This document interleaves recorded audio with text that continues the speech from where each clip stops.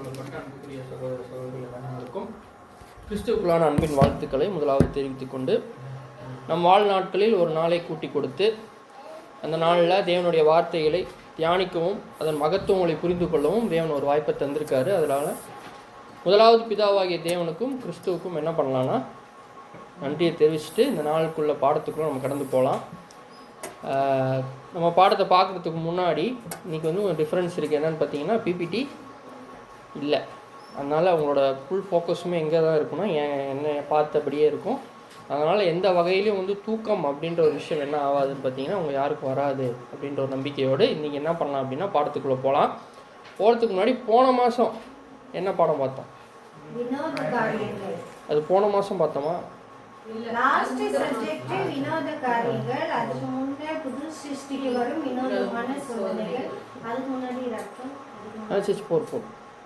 பரவாயில்ல, சிஸ்டர் சொல்கிற மாதிரியே மற்ற எல்லாருமே சொன்னீங்கன்னா கொஞ்சம் நல்லாயிருக்கும். ஸோ அதுக்கேற்ற மாதிரி நீங்கள் அந்த சப்ஜெக்ட்ஸை ரிவைஸ் பண்ணிங்க. போன வாரம் என்ன பார்த்தீங்க? கீழ்ப்படிதல். சரி, அதுக்கேற்ற மாதிரி கீழ்ப்படிஞ்சோம் அந்த வாரம் ஃபுல்லாக பண்ணிட்டீங்க. சரி, ஓகே, சூப்பர். ஸோ அதன் அடிப்படையில் நம்ம என்ன பண்ணலாம் அப்படின்னா இன்றைக்கி ஒரு பாடம் போகலாம்.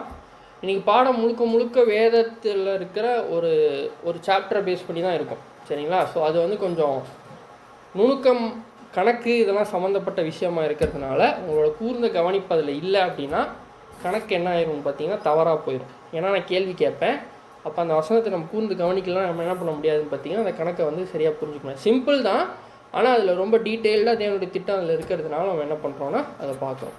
ஆசரிப்பு கூடாரம் பாடம் கண்டிப்பாக எல்லாருமே கேட்டிருப்பீங்க, கரெக்டாக? இந்த ஃபேன் சவுண்ட் தான் கேட்குது எனக்கு. அதை ஆஃப் பண்ணுறதுக்கு நீங்கள் நான் கேட்குறது சரி, கேட்டீங்க. ஆசரிப்பு கூடார பாடம் கேட்டிருக்கீங்க, கரெக்டாக? எல்லாருமே கேட்டிருக்கீங்களா? இல்லை கேட்கலன்னா சொல்லிடுங்க, நான் கேட்கவே இல்லை இது வரைக்கும். பிரதர்ஸ்லாம் கேட்டதில்லை. அதான் கேட்டதில்லைன்னா சொல்லுவோம், ஒன்றுமே தப்பு இல்லை. நம்ம தெரியலன்னா தெரிஞ்சுக்க போகிறோம், அவ்வளோதான். ஸோ ஆசரிப்பு கூடாரத்தில் ஒரு சின்ன பார்ட்டை மட்டும்தான் என்ன பண்ண போகிறோம்னா இன்றைக்கி நம்ம பார்க்க போகிறோம். அதில் தேவனுடைய திட்டம் எப்படி இருக்குது அப்படின்றது தான் இன்றைக்கி பார்க்க போகிறோம். ஸோ பிதாவாகிய தேவன், குமாரனாகிய கிறிஸ்து, இவங்க ரெண்டு பேருமே என்ன பண்ணியிருக்காங்க சபைக்காக அப்படின்ற ஒரு விஷயத்தை என்ன பண்ணலாம் அப்படின்னா முதல்ல பார்த்துட்டு அதுக்கப்புறம் எப்படி பண்ணியிருக்காங்க, அதுக்கான சாட்சிகள் எங்கெல்லாம் இருக்குதுன்னு சொல்லிட்டு நீங்கள் என்ன பண்ண போகிறோம்னா பாடத்தில் பார்க்க போகிறோம். வாசிக்கலாம். எபேசியர் 5ஆம் அதிகாரம் 27ஆம் வசனம். எபேசியர் 5ஆம் அதிகாரம் 27ஆம் வசனம். கரை திரை முதலானவைகள் ஒன்றும் இல்லாமல் பரிசுத்தமும் பிழையற்றதுமான மகிமையுள்ள சபையாக அதை தமக்கு முன் நிறுத்திக் கொள்வதற்கும் தம்மை தாமே அதற்காக ஒப்பு கொடுத்தார். ஸோ இங்கே பார்க்கும்போது பரிசுத்தமும் பிழையற்றதுமான மகிமையுள்ள சபையாகிய அப்படின்னு பார்க்குறோம்ல. ஸோ அப்போ அங்கே பார்க்குற அந்த சபைக்காக யாரோ ஒருத்தர் என்ன பண்ணியிருக்காங்களா, தம்மை தாமே என்ன பண்ணியிருக்காராமா, என்ன பண்ணியிருக்காரு, ஒப்பு கொடுத்துருக்கார் அப்படின்னு இங்கே ஒருத்தர் ஒப்பு கொடுத்துருக்காருன்னு போற்றப்பட்டிருக்குல்ல. இந்த ஒருத்தர் யார்? இயேசு கிறிஸ்துவா, பிதாவாகிய தேவன்? கன்ஃபார்மா? எப்படி சொல்கிறீங்க? என்ன எப்படி ஒப்பு கொடுத்தார்? தன்னைத்தானே ஒப்பு கொடுத்தார். இல்லை, நான் என்ன கேட்குறேன், ஒப்பு கொடுத்தார். அதான் சபைக்காக ஒப்பு கொடுத்தார், மீட்கும் போல். சூப்பர். இதுதான் எதிர்பார்த்தேன். ரான்சம் என்ன பண்ணியிருக்காருன்னா கொடுத்துருக்காரு. ஸோ இப்போ கிறிஸ்து ஒப்பு கொடுத்துருக்காரு யாருக்காக அப்படின்னா சபைக்காக, கரெக்டாக? அதே மாதிரி பிதாவாகிய தேவன் ஒப்பு கொடுத்துருக்காரா அப்படின்னு பார்த்தோம் அப்படின்னா வாசிக்கலாம். ரோமர் 8ஆம் அதிகாரம் 32ஆம் வசனம். ரோமர் 8ஆம் அதிகாரம் 32ஆம் வசனம். தம்முடைய சொந்த குமாரன் என்றும் பாராமல் நம் எல்லாருக்காகவும் அவரை ஒப்பு கொடுத்தவர் அவரோட கூட மற்ற எல்லாவற்றையும் நமக்கு அருளாதிருப்பது எப்படி? ஸோ பிதாவாகிய தேவன் என்ன பண்ணியிருக்காருன்னா அவருடைய ஒரே பேரான குமாரனும் பார்க்காம என்ன பண்ணியிருக்காரு அப்படின்னா நமக்காக என்ன பண்ணியிருக்காரு, ஒப்பு கொடுத்துருக்காரு. ஸோ பிதாவாகிய தேவனும் ஒரு விஷயத்தை ஒப்பு கொடுத்துருக்காரு, குமாரனாகிய கிறிஸ்துவும் தன்னையவே என்ன பண்ணியிருக்காரு, ஒப்பு கொடுத்தார். பிதாவாகிய தேவன் யாரை ஒப்பு கொடுத்தார் நமக்காக? இயேசு கிறிஸ்து. இயேசு கிறிஸ்து எதை ஒப்பு கொடுத்தார் அப்படின்னா தன்னையவே என்ன பண்ணார், சபைக்காக ஒப்பு கொடுத்தார் அப்படின்றதான் பார்த்தோம். ஸோ இப்போ இந்த தேவனுடைய தெய்வீக திட்டம் நிறைவேறதுக்காக பிதாவாகிய தேவனும் கிறிஸ்துவும் என்ன பண்ணியிருக்காங்க அப்படின்னா சபைக்காக ஒரு விஷயத்தை ஒப்பு கொடுத்துருக்காங்க, கரெக்டாக? அந்த ஒப்பு கொடுத்தல் எதுலெல்லாம் அடையாளமாக அவருடைய திட்டங்களில் எதுலெல்லாம் அடையாளமாக வச்சுருக்காரு அப்படின்னு பார்த்தோன்னா, எதுலன்னு பார்த்தீங்கன்னா பொன் குத்து விளக்கு அப்படின்ற ஒரு விஷயத்தில் என்ன பண்ணியிருக்காருன்னா அடையாளமாக வச்சுருக்காரு அப்படின்னு பார்க்குறோம். ஸோ அதனால தான் பாடத்தினுடைய தலைப்பு என்னன்னு பார்த்தீங்க அப்படின்னா பொன் குத்து விளக்கு. இதை முதல்ல கேட்கறதுக்கு முன்னாடி கேட்டேன், இந்த சப்ஜெக்ட் ஆல்ரெடி யாராவது கேட்டிருக்கீங்களா? அப்போ ஆசிரியப்பு கூடாரம் படிக்கலை. நான் அதுக்கு தான் இப்படி கேட்டேன். ஆசிரியப்பு கூடாரம் படிச்சிட்டிங்களான்னு கேட்டால் நாங்கள் எல்லாமே படிச்சிட்டோம் பிரதர்னு சொன்னீங்க. ஆனால் பொன் குத்து விளக்கு சப்ஜெக்ட் கேட்டிருக்கீங்களான்னு கேட்டால் அப்போ கேட்டதில்லை அப்படின்றீங்க. அப்போ எப்படி பொன் குத்து விளக்கு பற்றியே தெரியாமல் எப்படி ஆசிரியப்பு கூடாரம் படிச்சு? அதனால தான் இது இங்கே இருக்குது, அது அங்கே இருக்குது. டிஃப்ரென்ஸ் தெரியுதா? ஏன்னா இது இங்கே போட்டது, ஏன்னா பிபிடி எனக்கு முடியலன்ற டைமில் போட முடியாத காரணத்தினால நம்ம என்ன பண்ணியிருக்கோம்னா இங்கே இதை எடுத்து போட்டிருக்கோம். சரிங்களா? இப்போ ஆசிரியப்பு கூடாரத்தில் பொன் குத்து விளக்கு பற்றி படிக்காமல் என்ன பண்ண முடியாது, ஆசிரியப்பு கூடாரம் படிச்சிட்டோம்னு நம்ம என்ன பண்ண முடியாது, சொல்ல முடியாது. மேபி மறந்துருக்கலாம்.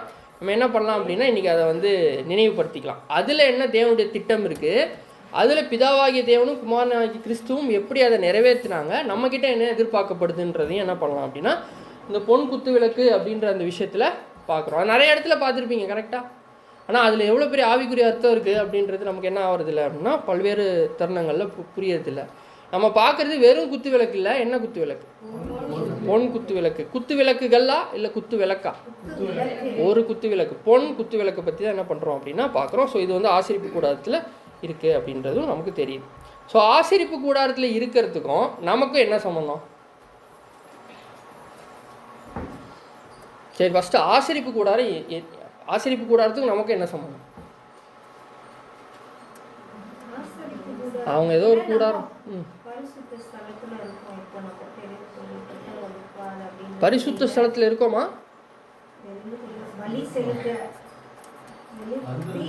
வந்திருக்கோம். சரி, வரலையா? சரி, ஆசரிப்பு கூடாரம் அப்படின்னு எடுத்தோன்னா அது தேவனுடைய தெய்வீக திட்டத்தில் அப்படியே மேட்ச் ஆகும். கரெக்டாக? ஸோ தேவனோட தெய்வீக திட்டம் உங்களுக்கு எல்லாருக்கும் தெளிவாக இருக்குல்ல. ரொம்ப நாள் முன்னாடி எடுத்தோம், இப்போ மூணு வாரம் எடுத்தேன் அந்த பாடம். ஞாபகம் இருக்குங்களா? தெய்வீக திட்டம் ஞாபகம் இருக்குது, எத்தனை யுகங்கள் இருக்குது எல்லாமே ஞாபகம் இருக்குல்ல. ஸோ அதில் வந்து இது எப்போ தான் ஸ்டார்ட் ஆகுதுன்றதும் நம்மளுக்கு என்ன இருக்கணும், நினைவில் இருக்கணும். இல்லைனா இந்த பாடத்தில் நம்ம தெரிஞ்சுக்கலாம், ஒன்றும் தப்பில்லை. சரிங்களா? வாசிங்கள். எபிரேயர் 8ஆம் அதிகாரம் 5 மற்றும் 6ஆம் வசனம். 5 மட்டும் முதல்ல வாசிங்க. 8ஆம் அதிகாரம் 5ஆம் வசனம். எபிரேயர் 8ஆம் அதிகாரம் வசனம் 5. இவர்கள் செய்யும் ஆராதனை பரலோகத்தில் உள்ளவைகளின் சாயலுக்கும் நிழலுக்கும் ஒத்திருக்கிறது. எந்த ஆராதனைன்னு பார்த்தீங்க அப்படின்னா என்னது, ஆசரிப்பு கூடாரத்தில் நடந்த விஷயங்கள்லாம் எதுக்கு ஒப்பா இருக்கு? பரலோகத்திற்கு சாயலுக்கு என்னவா இருக்கு அப்படின்னா ஒப்பா இருக்கு அப்படின்னு பார்க்க. ஸோ அப்போ அதனால தான் நம்ம என்ன பண்ணுறோம் அப்படின்னா ஆசரிப்பு கூடாரத்தை ஒரு நிழலாகவே என்ன பண்ணுறோம், நம்ம எடுக்கிறோம் அப்படின்றதையும் பார்க்குறோம். அதே மாதிரி அதே எபிரேயர் 9ஆம் அதிகாரம் 9ஆம் வசனம் வாசிங்க. எபிரேயர் 9ஆம் அதிகாரம் 9ஆம் வசனம். அந்த கூடாரம் இக்காலத்திற்கு உதவுகிற ஒப்பனையாய் இருக்கிறது. ஸோ எக்காலத்துக்கு உதவுகிற, இக்காலத்துக்கு உதவுகிற என்னவா இருக்கு? ஒப்பனைனா என்ன? ஒரு நிழல். கரெக்டுங்களா? ஒப்பா இருக்கு. அதை வச்சு நான் என்ன பண்ணிக்கலாம் அப்படின்னா கம்பேர் பண்ணி நான் பார்த்துக்கலாம் அப்படின்னு பார்க்குறோம். 23ஆம் வசனம் அதே அதிகாரத்தில் 23ஆம் வசனம். ஆதலால் பரலோகத்தில் உள்ளவைகளுக்கு சாயலானவைகள் இப்படிப்பட்ட பலிகளினாலே சுத்திகரிக்கப்பட வேண்டியதா இருந்தது. பரலோகத்துக்கு ஒப்பான சாயல்கள் இதுலேயுமே என்ன ஆகுதுன்னு பார்த்தீங்கன்னா பரலோகத்துக்கான அந்த மகிமைக்கு ஒப்பான சாயலும் எங்கே இருக்குது அப்படின்னா ஆசரிப்பு கூடாரத்தில் இருக்குது அப்படின்றதையும் பார்க்குறோம். 24ஆம் வசனம். அந்தபடி மெய்யான பரிசுத்த ஸ்தலத்துக்கு அடையாளமான கையினால் செய்யப்பட்டதாய் இருக்கிற பரிசுத்த ஸ்தலத்திலே கிறிஸ்துவானவர் பிரவேசியாமல் பரலோகத்தில் தானே இப்பொழுது நமக்காக தேவனுடைய சமூகத்தில் பிரத்யட்சமாகும்படி பிரவேசித்திருக்கிறார். ஸோ இங்கே நமக்கு ஃபர்ஸ்ட் வாசிக்கும் போது அந்தபடி வாசிங்க. மெய்யான பரிசுத்த ஸ்தலத்துக்கு அடையாளமான. ஸோ இப்போ ஏன் இதை எடுத்தோம் அப்படின்னா பொன் குத்து விளக்கு எங்கே இருக்குது? ஆசிரியப்பு கூடாரத்தில் இருக்குது. அந்த ஆசிரியப்பு கூடாரத்தில் எங்கே இருக்குது, எந்த ஸ்தலத்தில் இருக்குது அப்படின்னா பரிசுத்த ஸ்தலத்தில் இருக்குது. உங்களுக்கே தெரியும் இங்கே இருக்குது. கரெக்டுங்களா? பரிசுத்த ஸ்தலம். ஸோ அதுதான் பொன் குத்து விளக்கு. அது எங்கே இருக்குன்னா பரிசுத்த ஸ்தலத்தில் இருக்குது. இது என்னது? இது இது ஸோ இது இந்த தெளிவு இருக்கு கரெக்டுங்களா? மகா பரிசுத்த ஸ்தலத்துக்கு யாராவது போயிருக்கீங்களா? இப்போ யாராவது போயிருக்காங்களா? யாராவது ஒருத்தர் தான் போயிருக்காரு. யாரு? இயேசு கிறிஸ்து மட்டும் தான் போயிருக்காரு. கரெக்டுங்களா? ஸோ மாம்சம் எதுவுமே உள்ளே போகாது, வெறும் ஆவி மட்டும் தான் போகும். ஸோ அது வந்து ஆண்டவராக இயேசு கிறிஸ்து மட்டும் தான் போயிடும். பரிசுத்த ஸ்தலத்தில் தான் யார் இருக்கோம்? யார் இருக்கோன்னா உடனே நம்ம அப்படின்னு அங்கே தான் வேலை செய்வார். கரெக்டுங்களா? ஸோ நம்மளும் சரி வரேன், நான் அந்த இதுக்கு வரேன். சரி, பொன் குத்த விளக்கு யார்? மாற்ற மாட்டீங்களா? நான் இப்போ பதில் சொல்லிட்டீங்க. வேற யாராவது மாற்றிக்கிறீங்கன்னா இப்பயே மாற்றிக்கிங்க. ஆப்ஷன் அப்புறம் தரமாட்டேன். இயேசு கிறிஸ்துவும் சபையும் கன்ஃபார்ம் இல்லை? இயேசு கிறிஸ்துவும் சபையுமா இல்லை இயேசு கிறிஸ்துவும் 1,44,000 பேருமா? இதெல்லாம் என்ன கேள்வி? இல்லை இதெல்லாம் என்ன கேள்வி அப்படின்றீங்களா? சரி, நான் இன்னொரு கேள்வி கேட்குறேன். இயேசு கிறிஸ்துவும் மகிமை அடைந்த சபையுமா இல்லை இப்போ அழைக்கப்பட்ட சபையுமா? அப்போ நீங்கள் சொல்கிறது பார்த்தா இங்கே மகிமை அடைந்த சபைக்கு தான் வந்து இது என்னவா இருக்குது? நிழலாக இருக்குது. அப்போ நமக்கு இது நிழலாக இல்லையா? நம்ம மகிமை அடைஞ்சிட்டோமா? அப்புறம் அப்போ எப்படி அதுக்கு நிழலாக இருக்கும்னு சொன்னீங்க? முதல்லலாம் நல்லா தானே கேட்டீங்க. நான் என்ன கேட்குறேன், சிம்பிள். கிறிஸ்துவும் சபையும்னு சொன்னீங்க, கரெக்டா? சபை பூமியில் இருக்கிற சபையை குறிக்குதா இல்லை மகிமை அடைந்த சபையை குறிக்குதான்னு மட்டும் தான் என் கேள்வி. மகிமை அடைந்த சபையை குறிக்குது, கரெக்டுங்களா? அப்போ நம்ம சபை வந்து இன்னும் என்ன ஆகலை அப்படின்னா என்ன ஆகலை? கம்ப்ளீட் ஆகலை. சபை வந்து இன்னும் எங்கே தான் இருக்குது? பூமியில் தான் இருக்குது. அப்போ இது வந்து இப்போ நம்ம அந்த பொன் குத்து விளக்குன்றதை பார்க்கும்போது அது மகிமை அடைஞ்சிருச்சு. அப்போ மகிமை அடையணும்னா அந்த பொன் குத்து விளக்கு இப்போ என்ன பண்ணப்பட்டுருக்கு? பொன் குத்து விளக்க அங்கே வச்சார்ல ஒருத்தர், அதுக்கு முன்னாடி அது என்ன பண்ணியிருப்பாங்க?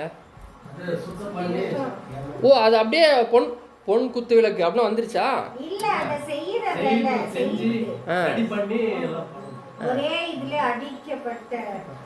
ஸோ செய்யணும், கரெக்டுங்களா? நகை செய்கிறீங்களா? சரிங்க. ஆசாரியர் செய்கிறாங்களா? சரி, அதுக்கு வருவோம். ஸோ இப்போ முதலாவது அந்த பொன் குத்தலுக்கு யாருக்கு யாரை குறிக்குதுன்னு சொல்லிட்டு நம்ம என்ன பண்ணலாம்னா ஃபஸ்ட்டு வசனம் பார்த்துருவோம். நம்மளாம் எதுவுமே சொல்லக்கூடாது, வசனம் இருக்குது. வெளிப்படுத்தல் 1ஆம் அதிகாரம் 13ஆம் வசனம்.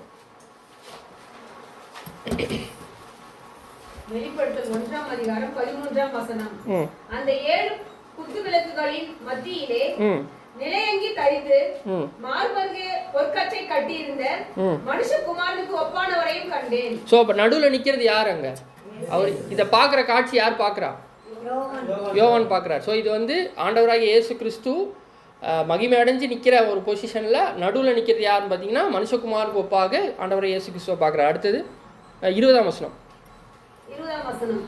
என் வலது கரத்தில் நீ கண்ட 7 நட்சத்திரங்களின் ரகசியத்தையும் 7 பொன் குத்து விளக்குகளின் ரகசியத்தையும் எழுது.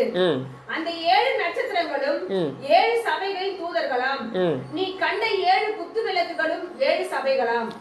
ஸோ இப்போ இந்த 7 குத்து இந்த இருக்குல்ல, இந்த 7ம் என்ன? அப்போ தூதர்களா? அப்போ தூதர்கள் அதில் தான் வாசிச்சிங்க, அதனால தான் வாசிங்க. திருப்பி ஒரு தடவை வாசிங்க, கன்ஃபியூஸ் ஆகிடக்கூடாது. திருப்பி வாசிங்க. வலது கரத்தில் நீ கண்ட 7 நட்சத்திரங்களின் ரகசியத்தையும் 7 பொன் குத்து விளக்குகளின் ரகசியத்தையும் எழுது. 7 நட்சத்திரம் அப்புறம் 7 பொன் குத்து விளக்கு வாசிங்க.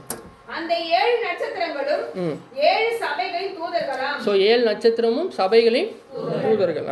நீ கண்ட 7 குத்து விளக்குகளும் 7 சபைகளாம். ஸோ 7 குத்து விளக்கும் யாருக்கு அடையாளமா இருக்கு அப்படின்னா 7 கால சபைகளும் அடையாளமா இருக்கு. ஸோ நடுவில் இருக்கிறது யாரு?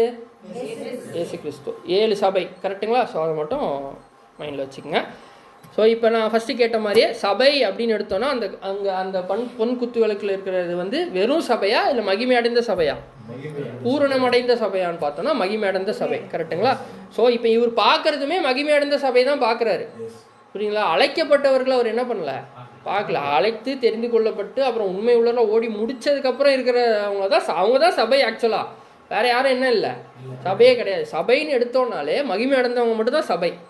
கரெக்டுங்களா? ஸோ அப்போ மகிமையடைந்த சபையை தான் யார் பார்க்குறாருன்னா யோவான் பார்க்குறாரு. அதில் நடுவில் இருக்கிறவர் ஆண்டவராக இயேசு கிறிஸ்து.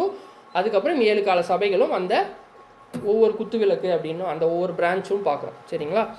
ஸோ இப்போ பொன் குத்துவிளக்கு எங்கே வைக்கப்பட்டிருக்கு? ஓகேங்களா? ஃபஸ்ட்டு கேள்வி எங்கே வைக்கப்பட்டிருக்கு, எப்படி செய்யப்பட்டுச்சு? இந்த 2 கேள்வி தான் இப்போ என்ன பண்ண போகிறோம்னா பார்க்க போகிறோம். அந்த பொன் குத்துவிளக்கை ஒரு இடத்துல வச்சுருக்காரு, கரெக்டுங்களா? அந்த பொன் குத்துவிளக்கு வைக்கப்பட்ட இடம், ஏன்னா இப்போ நம்ம சொல்லிட்டோம் மகிமையடைந்த சபை தான் நம்ம பொன் குத்துவிளக்குன்னு சொல்லிட்டோம்னா, அப்போ நம்ம என்ன எதுக்கு தான் நம்ம இதை படிக்கணும் அப்படின்ற ஒரு கேள்வி வந்துச்சுன்னா அதுக்கு தான் இந்த கேள்வி கேட்குறோம். என்னன்னா அந்த பொன் குத்துவிளக்கு எங்கே வைக்கப்பட்டிருந்தது, எப்படி அது செய்யப்பட்டிருந்தது, இந்த 2 விஷயம். ஓகேங்களா? இந்த 2 விஷயம் இப்போ ஃபஸ்ட்டு எப்படி எங்கே வைக்கப்பட்டிருக்கு அப்படின்னு சொல்லிட்டு என்ன பண்ணலாம் அப்படின்னா பார்க்கலாம். வாசிங்க யாத்திராகமம் 26ஆம் அதிகாரம் 35ஆம் வசனம்.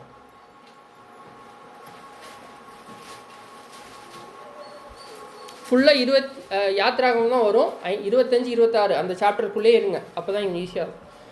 யாத்திராகமம் 26ஆம் அதிகாரம் 35வது வசனம். திரைக்கு புறம்பாக மேஜையையும் மேஜைக்கு எதிரே வாசஸ்தலத்தின் தென்புறமாக குத்து விளக்கையும் வைத்து மேஜையை வடபுறமாக வைப்பாயாக. ஸோ இப்போ பொன் குத்து விளக்கு ஆசரிப்பு கூடாரம் நமக்கு நிழல்னு பார்த்துட்டோம். ஆசரிப்பு கூடாரத்தில் எப்படி வச்சிருக்காரோ அதுக்கேற்ற மாதிரி நமக்கு என்ன ஆகும், பொருந்தும். ஸோ அப்போ இது அந்த பொன் குத்து விளக்கு எங்கே வைக்கப்பட்டிருக்கு? மகா பரிசுத்த ஸ்தலத்திலயா? பரிசுத்த ஸ்தலத்துல திரைக்கு புறம்பாக மேஜை அதுக்கு எதிரே தென்புறமாக தான் இருக்குது குத்து விளக்கு. கரெக்டுங்களா? எந்த பக்கம் இருக்கு? இல்லை அதோட திசை எது? தென்புறம். தென்னா என்ன சொல்லலாம் தமிழ் இங்கிலீஷ்? சவுத்தா? சவுத்தில் இருக்குது. கரெக்டுங்களா? ஸோ அப்படியே 35. ஓகே. ஸோ இப்போ வந்து அந்த பொன் குத்துவிளக்கு தென்புறமாக தான் வைக்கப்பட்டிருக்கு. நார்த்தில் என்ன இருக்குது அப்படின்னா பரலோகம் இருக்குது. கரெக்டுங்களா? ஸோ அப்போ அந்த பொன் குத்துவிளக்கு வைக்கப்பட்டிருக்கிற இடம் வந்து இப்போ எங்கே அப்படின்னா பூமியில். அது என்னவா மாறி பரலோகம்ன்ற ஒரு பொசிஷனை நோக்கி அது என்ன பண்ணுது அப்படின்னா எரியுது அப்படின்ற ஒரு விஷயத்தை என்ன பண்ணுறாருன்னா இங்கே நம்ம பார்க்குறோம். ஸோ இப்போ பொன் குத்துவிளக்கு செய்யப்படுறது எந்த யுகத்தில்?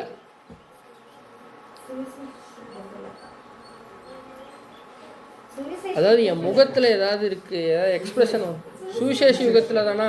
பொன் குத்துவிளக்கு செய்யப்பட்டு ஆரம்பிக்கிறது வந்து சுவிசேஷ யுகமா? கரெக்டா? எப்போ சுவிசேஷ யுகம் ஸ்டார்ட் ஆச்சு?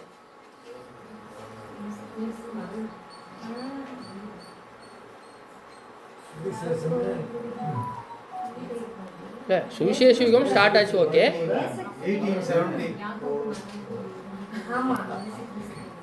1874 சுவிசேஷ யுகம் ஸ்டார்ட் பண்ணது 1870. இல்லை அப்படிலாம் எல்லாம் கிடையாது. இருங்க, ஆண்டவராகிய இயேசு கிறிஸ்துவின் முதலாம் வருகை அப்படின்ற அந்த ஒரு பொசிஷனில் சுவிசேஷம் அறிவிக்கப்படுறது தான் சுவிசேஷ யுகம் ஸ்டார்ட்டு. அது 2ஆம் வருகை. இப்போ ஞானஸ்தானம் முதலாவது ஆவியில் ஜெனிப்பிக்கப்பட்ட அவரோட நிலைமை எப்போ வந்துச்சு அவருக்கு? அவருடைய முதல் வருகையில் ஞானஸ்தானம் பெறும்போது.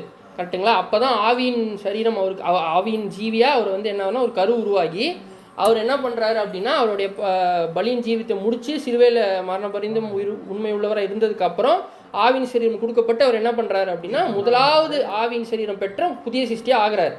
அதுக்கப்புறம் சபைக்கு பெந்தகோஸ்தே நாளில் பரிசுத்த ஆவி கொடுக்கப்பட்டோடனே ஒவ்வொருத்தரும் ஆவியில் ஜெனிப்பிக்கப்பட்டு அதுக்கப்புறம் தான் சபைன்ற ஒரு விஷயம் என்ன ஆகுதுன்னா தொடங்குது. இது எப்போனா ஃபஸ்ட்டு அந்த டைம்லேயே 33 அவர் இறந்தார் பாருங்க. அதுக்கப்புறம் அந்த டைம்லேயே அது என்ன ஆயிடுச்சுன்னா ஸ்டார்ட் ஆயிடுச்சு. கரெக்டுங்களா? ஸோ இது வந்து நீங்கள் சொல்கிறது 2ஆம் வருகை. அது வந்து வேறு. 2ஆம் வருகை வரும்போது மரித்த பரிசுத்தவான்களை அவர் ஆல்ரெடி உயிர்ப்பிச்சிட்டாரு. இது வேறு கேட்டகிரி. நீங்கள் வந்து எதில் கன்ஃபியூஸ் பண்ணிக்கூடாதுன்னா 2ஆம் வருகையில் தான் ஸ்டார்ட் ஆகுதுன்னா கன்ஃபியூஸ் பண்ணக்கூடாது. சுவிசேஷ யுகத்திலே பொன் குத்து விளக்கோடைய இது ஸ்டார்ட் ஆயிடுச்சு. ஏன்னா பரிசுத்த ஸ்தலத்துக்குள்ளே போகிற ஆசாரியர் இருக்கார் பாருங்க, அவர் முதலாவது இங்கே வந்து அந்த பலியெல்லாம் செலுத்திட்டு தான் உள்ளே போவார். அதை எடுத்துகிட்டு தான் உள்ளே போகிறார். பரிசுத்த ஸ்தலத்துக்கு போகணுன்னாலே ஆவியில் ஜெனிப்பிக்கப்பட்டிருக்கணும். கரெக்டுங்களா? ஸோ அது எப்போ தான் நடக்கும்னா பேப்டிசமில் தான் நடக்கும். ஒருத்தன் தண்ணீர்னாலும் ஆவினாலும் பிறவாவிட்டால் பரலோக ராஜ்யத்தில் பிரவேசிக்க மாட்டான்ற விஷயத்தையே கிறிஸ்து தான் வந்து என்ன பண்ணார்னா பூமியில் சொன்னார். ஸோ சுவிசேஷ யுகத்தில் தான் இது என்னாச்சு அப்படின்னா நடந்துச்சு அப்படின்னு பார்க்குறோம். ஸோ இப்போ இந்த பொன் குத்து விளக்கு என்ன பண்ணணும் அப்படின்னா செய்யப்படணும். கரெக்டுங்களா?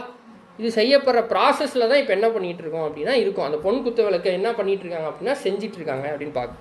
ஸோ யாத்திராகமம் 25ஆம் அதிகாரம் எடுத்துக்கங்க, 31ஆம் வசனம். யாத்திராகமம் 25வது அதிகாரம் 31வது வசனம். பசும் பொன்னினால் ஒரு குத்து விளக்கையும் உண்டாக்குவாயாக. அது பொன்னினால் அடிப்பு வேலையால் செய்யப்பட வேண்டும். அதன் தண்டும் கிளைகளும் மொக்குகளும் பழங்களும் பூக்களும் பொன்னினால் செய்யப்பட வேண்டும். இப்போ இந்த வசனத்தை நல்லா படிச்சுங்க, நான் கேள்வி நிறைய கேட்பேன். சரிங்களா? முதல்ல அந்த பொன் குத்து விளக்கு பேர்லேயே சொல்லிட்டேன்னா எதில் செய்யப்பட்டிருக்கு? சரிங்களா? ஓகே. பசும் பொண்ணில் என்ன பண்ணப்பட்டிருக்கு? செய்யப்பட்டிருக்கு அப்படின்ற ஆன்சரை ஈஸியாக சொல்லிட்டீங்க. ஆனால் அடுத்த கேள்வி என்ன கேட்குறேன் அப்படின்னா, இந்த பொன் குத்த விளக்கு செய்கிற ப்ராசஸ் இருக்குல்ல, இப்போ வந்து உதாரணத்துக்கு கோல்டு எப்படிலாம் செய்வாங்க? டக்கு டக்கு டக்குன்னு ஆன்சர் வருது. சரி, ஓகே. சொல்லுங்க. குப்பியில் போட்டு உருக்குவாங்க. உருக்கி விரியும், டிசைன் பண்ணி போட்டு கொடுப்பாங்க இல்லையா? தெரியாதா? அதை பற்றியே தெரியாது. கோல்டு எப்படி செய்வாங்கன்னு தெரியவே தெரியாது. சரி, ஓகே, சந்தோஷம். இப்போ வந்து இந்த மாதிரி தான் கிறிஸ்து வந்து, அதாவது இங்கே நம்ம யாத்திராகமத்தில் பிதாவாகிய தேவன் வந்து கொடுத்தாரா நியாயப்பிரமாணம் இங்கே கொடுத்துருக்காருல்ல, இந்த மாதிரி தான் செய்யணும்னு. அது வந்து இப்போ நம்ம சொன்னோம்ல, அந்த ப்ராசஸில் செய்ய சொல்லியிருக்காரா? வாசிங்க, மறுபடியும் வாசிங்க, வசனத்தை வாசிங்க, மறுபடியும் வாசிங்க. 31ஆம் வசனம். பசும் பொன்னினால் ஒரு குத்து விளக்கையும் உண்டாக்குவாயாக. அது பொன்னினால் அடிப்பு வேலையாய் செய்யப்பட வேண்டும். என்ன வேலையாய் செய்யப்பட வேண்டும்? அடி. எப்படி? அந்த பொண்ணுன்னா அந்த கோல்டு வந்து எப்படி செய்யப்படணும்னா, நீங்கள் சொல்கிற மாதிரி இப்போ நம்ம பார்த்தோம்ல, என்னது நெருப்பில் போட்டு உருக்கி அது அப்படியே லிக்விட் ஆயிரும். அதை வந்து நமக்கு தேவைப்படுற ஷேப்பில் ஊற்றுனா அது என்ன ஆயிரும்? அந்த ஷேப்புக்கு வந்துடும். அப்படி என்ன பண்ணல அவர்? பொன்னினால் அடிப்பு வேலையாக என்ன பண்ணணும்? செய்யணும். அப்போ எப்படின்னா, கிட்டத்தட்ட எப்படி அவர் எக்ஸ்பெக்ட் பண்ணுறாராமா, ஒரு கோல்டு இருக்குது, ஒரு இரும்பு கோல்டு பிஸ்கெட்னு சொல்கிறாங்களா, அது இருக்குது, அதை அடித்தே இந்த மாதிரி மாற்றணும். அது எவ்வளோ கஷ்டம் தெரியுமா? யோசிச்சு பாருங்கள். உருக்கி ஷேப்பில் ஊற்றுனா முடிஞ்சு. ஆனால் இங்கே தேவன் எப்படி தான் பண்ண சொல்லியிருக்காருன்னா, அட்டின்னு அடித்து தான் அது என்ன ஆகணும் அப்படின்னா அந்த ஷேப்புக்கு வரணும் அப்படின்றத என்ன பண்ணுறாருன்னா இங்கே சொல்கிறாரு அப்படின்றதையும் பார்க்க. அப்போ இந்த ஒரு கோல்டு சும்மா ஒரு கோல்டாக இருக்கிற ஒரு பிஸ்கெட் மாதிரி ஒரு ஷேப்பில் இருக்கிற ஒரு இதை இந்த மாதிரி ஒரு ஷேப்புக்கு அது கொண்டு வரணும்னா எத்தனை அடி வாங்கும்? அது ஒரே லைட்டாக வாங்குமா? பயங்கரமான அடி வாங்கணும். கரெக்டுங்களா? ஆனால் கோல்டு சீக்கிரம் வளையும். மற்ற மெட்டலில் காட்டிலையும் அடிச்சிங்கன்னா கண்டிப்பாக வளையும். அப்போ அடித்தே அதை என்ன பண்ணுறாங்க அப்படின்னா அந்த ஷேப்புக்கு என்ன பண்ணியிருக்காங்க? கொண்டு வந்திருக்காங்க அப்படின்னு சொல்லி தான் இங்கே நம்ம பார்க்குறோம். 32ஆம் வசனம் வாசிங்க. 32வது வசனம். 6 கிளைகள் அதன் பக்கங்களில் விட வேண்டும். குத்து விளக்கின் 3 கிளைகள் அதன் ஒரு பக்கத்திலும், குத்து விளக்கின் 3 கிளைகள் அதன் மறு பக்கத்திலும் விட வேண்டும். ஸோ எத்தனை கிளை? 6 கிளைகள். மொத்தம் 6 கிளை. ஒரு பக்கம் 3, இன்னொரு பக்கம் 3 கிளை. அந்த 3 கிளையில என்னெல்லாம் இருந்துச்சுன்னு சொல்லி போன வசனத்துல வாசிச்சிங்க. அதாவது மொத்தமாக கேண்டில் ஸ்டிக்கில் அந்த பொன் குத்து விளக்கில் என்னெல்லாம் இருந்துச்சு அப்படின்னு பார்த்தோம்னா தண்டு இருந்துச்சு, மொக்கு, பழம், அப்புறம் பூ. இந்த விஷயம் இருக்குன்னு பார்த்தோம். இந்த வசனத்தில் அடுத்த வசனத்தில் என்ன பார்த்தோம் அப்படின்னா கிளைகள் பார்த்தோம். அந்த கிளைகள் எத்தனை? மொத்தம் 6.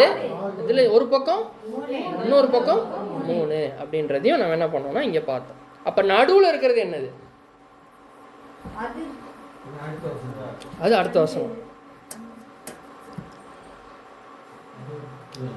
இப்போ பூ பார்த்தீங்க, பழம் பார்த்தீங்க, மொக்கு பார்த்தீங்க, தண்டு பார்த்தீங்க.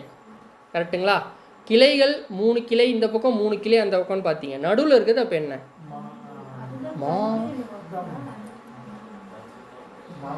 மரம். இந்த நடுவில் தண்டு இப்போதான் வாசிச்சோமே, அது வந்து தண்டு சப்போர்ட். அதுதான் என்ன பண்ணுதுன்னா இந்த 6 கிளையும் என்ன பண்ணுது? சப்போர்ட். அந்த தண்டு தான் இந்த 6 கிளையும் நிற்க வச்சுட்டே இருக்குது. கரெக்டுங்களா?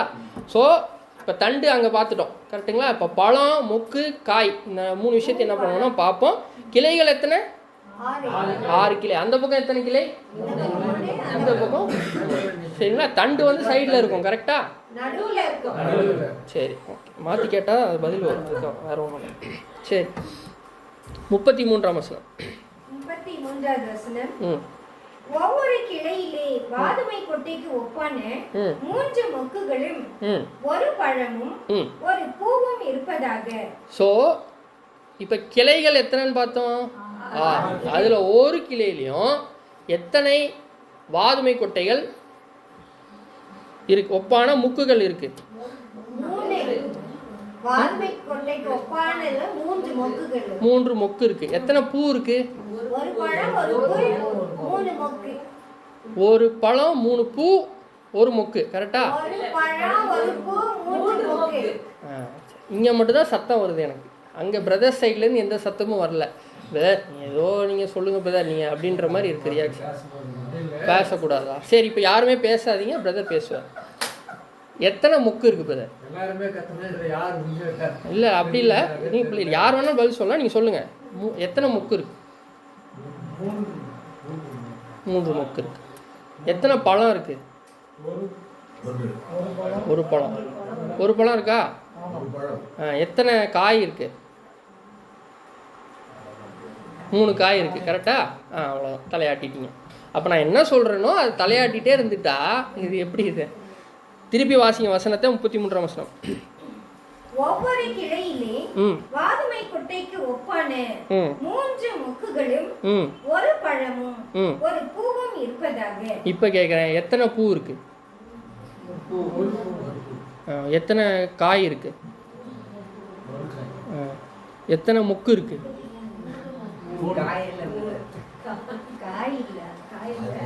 சரி மறுபடியும் வாசிங்க, திரும்ப வாசிங்க வசனம். ஒவ்வொரு கிளையிலே வாதுமை கொட்டைக்கு ஒப்பான 3 மொக்குகளும் ஒரு பழமும் ஒரு பூவும் இருப்பதாக. அதான் காயினோடனே பூ வந்து அப்படியே பூ, பழம், காய், அப்படியே காய் அப்படியே அப்படியே போயிடுவோம் நம்ம. சரி தெளிவாக கவனிங்க. இது யாரையும் காயப்படுத்துறதுக்கு கிடையாது. நம்ம வசனத்தை வந்து ரொம்ப ஃபோக்கஸ்டாக, ஏன்னா இதை வந்து யோசிச்சு பாருங்க. மோசேட்ட சொல்லும் போது நீ பாரு, ஒரு 7 அகல்விளக்கு இருக்கிற மாதிரி எனக்கு வந்து ஒரு கேண்டில் ஸ்டிக்ன்ற ஒரு குத்து விளக்கை வந்து நீ வந்து என்ன பண்ணு, செஞ்சு எடுத்துகிட்டு வந்து வையின்னு சொல்ல. அவர் அவ்வளோ நுணுக்கமாக ஒவ்வொரு விஷயத்தையும் சொல்லியிருக்காரு. அந்த பொண்ணை எப்படி தான் நீ செய்யணும், அடித்து வேலையாக தான் நீ செய்யணும். சும்மா நீ உருக்கி ஊற்றணும்லாம் என்ன பண்ணல அவர். அவரோட இஷ்டத்துக்கு விடல. ஏன்னா அவ்வளோத்துலேயுமே தேவனோட தெய்வீக திட்டத்தை வச்சுருக்காரு, அவர் பொருத்திருக்காரு. அப்போ அந்த தெய்வீக திட்டத்தை நம்ம புரியாமல் நான் வந்து சபையாக போவேன்ற ஒரு நோக்கத்தோடு நம்ம என்ன பண்ண முடியாது, இருக்க முடியாதுன்றதுனால இதை நம்ம ஃபோக்கஸ் பண்ணுறோம்.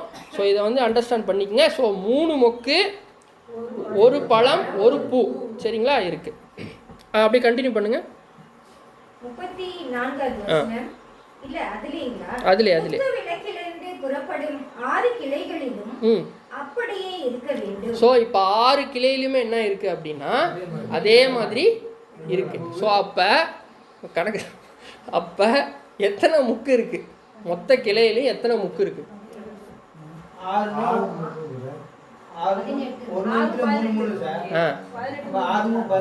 18. கரெக்டு. 6 3 என்ன 18. நம்ம இப்போ எதை பற்றி மட்டும்தான் பேசிகிட்டு இருக்கோம்? மொக்கை பற்றி பேசுகிறோம். கிளைகளில் இருக்கிற மொக்கை பற்றி பேசுகிறோம். தண்டில் இருக்கிறத பற்றி என்ன பண்ணல, பேசல. ஸோ கிளைனா எத்தனை கிளை இருக்குது? 6 கிளை. நடுவில் இருக்கிறது என்னது? தண்டு. இந்த 3 கிளையில் இருக்கிற மொக்குகளை பற்றி தான் நம்ம என்ன பண்ணோம்னா இப்போ பார்த்தோம். எத்தனை பழம் இருக்குது, எத்தனை பூ இருக்குது கிளைகளில்? 6 பூ, பழம். கரெக்டுங்களா? தெளிவாக இருக்கீங்களா? ஸோ ஒவ்வொரு கிளையிலும் 3 முக்கும், ஒரு பழமும், ஒரு பூவும் இருக்குது. கரெக்டுங்களா? அப்போ இந்த தண்டை தவிர மற்ற எல்லா கிளைகளும் பார்த்தோம் அப்படின்னா 18 முக்குகளும் 6 பழமும் 6 பூவும் இருக்குது அப்படின்றத என்ன பண்ணோன்னா பார்த்தோம். எதுக்கு இவ்வளோ டீட்டெயில்டாக நம்ம பார்க்குறோன்னா இதில் எவ்வளோ விஷயங்கள் அவர் வச்சுருக்காருன்றது அப்போ தான் தெரியும். சரி, அந்த பூ, பழம், பூ, அந்த மொக்கு பார்த்தோம்ல, அதில் என்ன மரம், என்ன வகை? வாதுமைனா பாதாம். கரெக்டுங்களா? ஆல்மண்ட்னு சொல்லுவோம். ஸோ ஆழ்மை மரத்துக்கு ஒப்பான அப்படின்னு சொல்லப்பட்டிருக்காரு. எதுக்கு அதை சொன்னார் அப்படின்றது என்ன பண்ணலான்னா, இதுக்கு நம்ம பொருள் எடுக்கும்போது என்ன பண்ணலான்னா பார்க்கலாம் டீட்டெயிலாக. சரிங்களா? இப்போ 34ஆம் வசனம் வாசிங்க. இப்போ நம்ம கிளையை பற்றி தெளிவாக பார்த்துட்டோம். தெளிவாக இருக்கீங்களா கிளையில்? இப்போ என்னத்தை பற்றி பார்க்க போகிறோன்னா, என்னது? தண்டு. வாசிங்க. 34வது வசனம். விளக்கு தண்டிலோ வாதுமை கொட்டைக்கு ஒப்பான 4 மொக்குகளும் பழங்களும் பூக்களும் இருப்பதாக. இப்போ மற்ற கிளைக்கும் தண்டுக்கும் என்ன வித்தியாசம்? என்ன ஜாஸ்தி? 4 மொக்கு இதுல, கிளையில வந்து 3 மொக்கு. அது ஒன்று தான் டிஃப்ரென்ஸா? இல்ல, 4 மொக்கு பழங்கள் அப்படின்னு இருக்கு, பூக்கள். சூப்பர். அதாவது 4 பழங்களும் இருக்கா? இல்ல, 4 மொக்கு பழங்களும் பூக்களும். ஸோ 4 மொக்கு பழங்களும் பூக்களும், பன்மை கரெக்டுங்களா? பழங்களும் பூக்களும் ஆயிடுச்சு. ஆனால் இதுவே கிளையில பார்த்தீங்கன்னா என்ன இருந்துச்சு? 3 மொக்கு, 1 பழம், 1 பூ இருந்துச்சு. ஆனால் இங்கே தண்டில் பார்த்தீங்கன்னா 4 மொக்கு, அதான் ப்ரோ சிஸ்டர், பழங்களும் இருக்குது. ஆனால் அதுக்கு எத்தனைன்னு நம்ம பார்க்கல. அது நீங்கள் ஆக்சுவலாக நீங்கள் வந்தீங்க, பட் அடுத்த வசனம் வந்து பார்ப்போம். ஸோ இப்போ தண்டில் வந்து 4 மொக்கு பழங்களும் பூக்களும், 1க்கு மேலே, ஓகேங்களா? 1க்கு மேலே இருக்குது. ஆனால் அது 2 தான் இருக்கா அப்படின்றது நமக்கு என்ன பண்ணலன்னா இன்னும் நம்ம பார்க்கல, பார்ப்போம். சரிங்களா? 35ஆம் வசனம் வாசிங்க. 35வது வசனம். அதிலிருந்து புறப்படும் 2 கிளைகளின் கீழ் 1 பழமும், வேறு 2 கிளைகளின் கீழ் 1 பழமும், மற்ற 2 கிளைகளின் கீழ் 1 பழமும் இருப்பதாக. ஸோ இப்போ நம்ம எதை பற்றி பார்த்துட்டு இருக்கோம்? தண்டை பற்றி, கரெக்டுங்களா? அதில் பழத்தை பற்றி பேசுகிறாரு. அதில் எத்தனை பழம் இருக்கு? இப்போ ஒரு பழம், 2 கிளைகள்ல ஒரு பழம் இருக்கு. அப்படின்னா எப்படி சொல்லலாம்? இது ஒரு கிளையா? இது ஒன்று, இது நடுவில் ஒரு பழம். அப்ப இது 2 கிளையா? இது நடுவில் ஒரு பழம். இது 2 கிளை, இது நடுவில் ஒரு பழம். மொத்தம் எத்தனை பழம்? 3 பழம். மொக்கு எத்தனை? 4 மொக்கு, 3 பழம் அப்படின்னு பார்க்கலாம். பூக்கள் பற்றி என்ன பண்ணலாம்? நமக்கு வேதத்தில் ரெக்கார்டு இல்லை. பூக்கள்னு மட்டும் தான் கொடுக்கப்பட்டிருக்கோ தவிர நமக்கு எத்தனைன்னு சொல்லி நம்ம ரெக்கார்டு இல்லை. ஸோ அது அவங்களாம் என்ன எடுத்துக்கிறாங்கன்னா, அதே மாதிரி பழம் எப்படி இருக்கோ அது மாதிரி எடுத்துக்கிறாங்க. பட் அதுக்கும் நம்ம வசனம் பார்ப்போம். ஆனால் எக்ஸாக்ட் நம்பர் என்ன பண்ணலன்னா கொடுக்கல. எதுக்கு? பூக்கு, பழத்துக்கும் மொக்குக்கும் என்ன பண்ணப்பட்டிருக்கு? கொடுக்கப்பட்டிருக்கு. இது எல்லாமே எந்த மரம், எந்த ஸ்பீசிஸ்? என்னது? என்ன மரம்? வாதுமை மரம், அதாவது பாதாம், ஆல்மண்ட் ட்ரீ அப்படின்றது பார்க்கணும். சரிங்களா? இப்போ இவ்வளோ டீட்டெயில்டாக இதை எதுக்கு நம்ம பார்த்தோம் அப்படின்னா 36 வாசி முடிச்சிருவோம். 36 வாசிங்க. 36வது வசனம். அவைகளின் பழங்களும் அவைகளின் கிளைகளும் பொன்னினால் உண்டானவைகளாய் இருப்பதாக.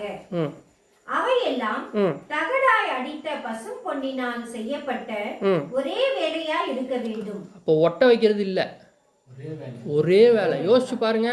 ஒரு இடத்து வெல்டிங் கிடையாது, ஜாயிண்ட் அடிக்கிறது, இப்படி வச்சு கொளுத்தி விடுறதுலாம் என்ன இல்லை, கிடையாது. ஒரே வேலையை என்ன பண்ணணும்? செய்யணும். வாசிங்க. 37ஆம் வசனம். 37வது வசனம். அதில் 7 அகல்களை செய்வாயாக, அதற்கு நேர் எதிராய் எரியும்படிக்கு அவைகள் ஏற்றப்பட கடவுது. ஸோ இப்போ இதில் என்ன தான் இருக்குது? கடைசியாக பார்க்குறோம் அகல்கள். அப்போ குத்து விளக்குனா என்ன இருக்கணும்? கண்டிப்பாக அகல் இருக்கணும். அது எத்தனை இருக்குது? 7 அகல்கள் இருக்குது அப்படின்னு பார்க்குறோம். கரெக்டுங்களா?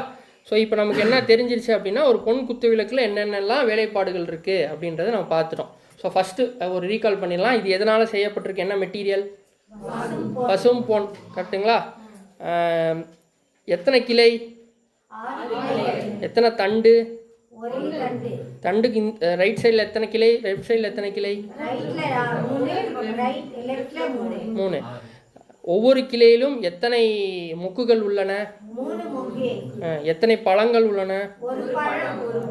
ஒரு பூ. அடுத்தது வந்துட்டீங்க. சரி, தண்டில் எத்தனை மொக்கு இருக்கு? மொக்கு. எத்தனை பழம் இருக்கு? எத்தனை பூ இருக்கு? வசனம் கொடுக்கல, ஸோ அதெல்லாம் நம்ம எடுக்கல. கரெக்டுங்களா? ஓகே. ஸோ இப்போ இதில் தெளிவாக இருக்கீங்க.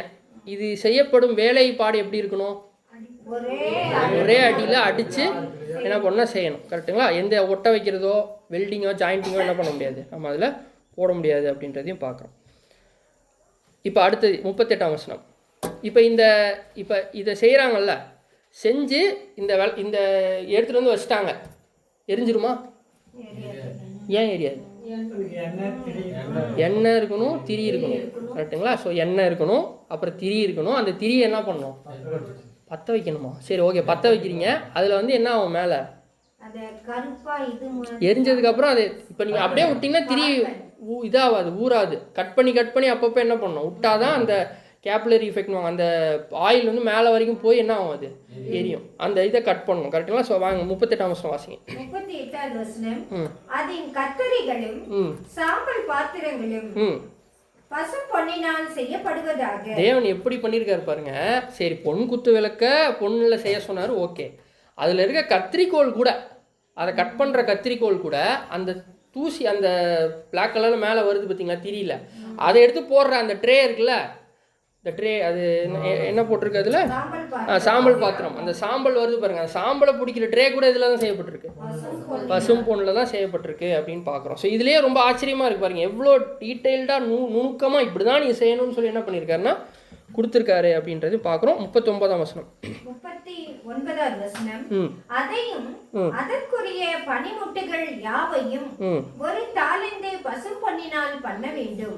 ஸோ வந்து ஒரு தாலந்து பசும் பொன்னினால் என்ன பண்ணணும் அப்படின்னா பண்ணணும் அப்படின்றதையும் இங்கே வந்து ஃபைனலாக சொல்லி முடிக்கிறார். கரெக்டுங்களா? ஸோ இப்போ வந்து அது எப்படி செய்யப்படணும், எங்கே செய்யப்படணும் அப்படின்னு பார்த்துட்டோம். பூமியில் தான் என்ன ஆகும்? செய்யப்பட்டு அது எங்கே போய் வைக்கப்படும்னா ஆசரிப்பு கூடாது பரிசுத்த ஸ்தலத்தில் வைக்கப்படும். அப்போ அது செய்கிற அந்த இடம் எங்கன்னா பூமியில் தான். கரெக்டுங்களா? அதுதான் நடந்துட்டு இருக்கு. இப்போ எப்படி செய்யப்படணும்னா இவ்வளோ நேரம் பார்த்தோம், அந்த பொன் கொடுத்தவளுக்கு இப்படிலாம் தான் செய்யப்படணும் அப்படின்றத இப்போ பார்த்தோம். கரெக்டுங்களா? ஸோ இது எப்போ தான் செய்யப்படுது அப்படின்னா சுவிசேஷ யுகத்தில் தான் என்ன பண்ணப்படுதுன்னா செய்யப்படுது. அது யாருக்கு அடையாளமாக இருக்குது? பொன் குத்து விளக்கு செஞ்சு வச்ச பொன் குத்து விளக்கு யாருக்கு அடையாளமாக இருக்குன்னா கிறிஸ்துவும் மகிமை அடைந்த சபைக்கும் அப்படின்னு அடையாளமாக இருக்குது அப்படின்றதையும் பார்க்கணும். எபிரேயர் 3ஆம் அதிகாரம் 1ஆம் வசனம்.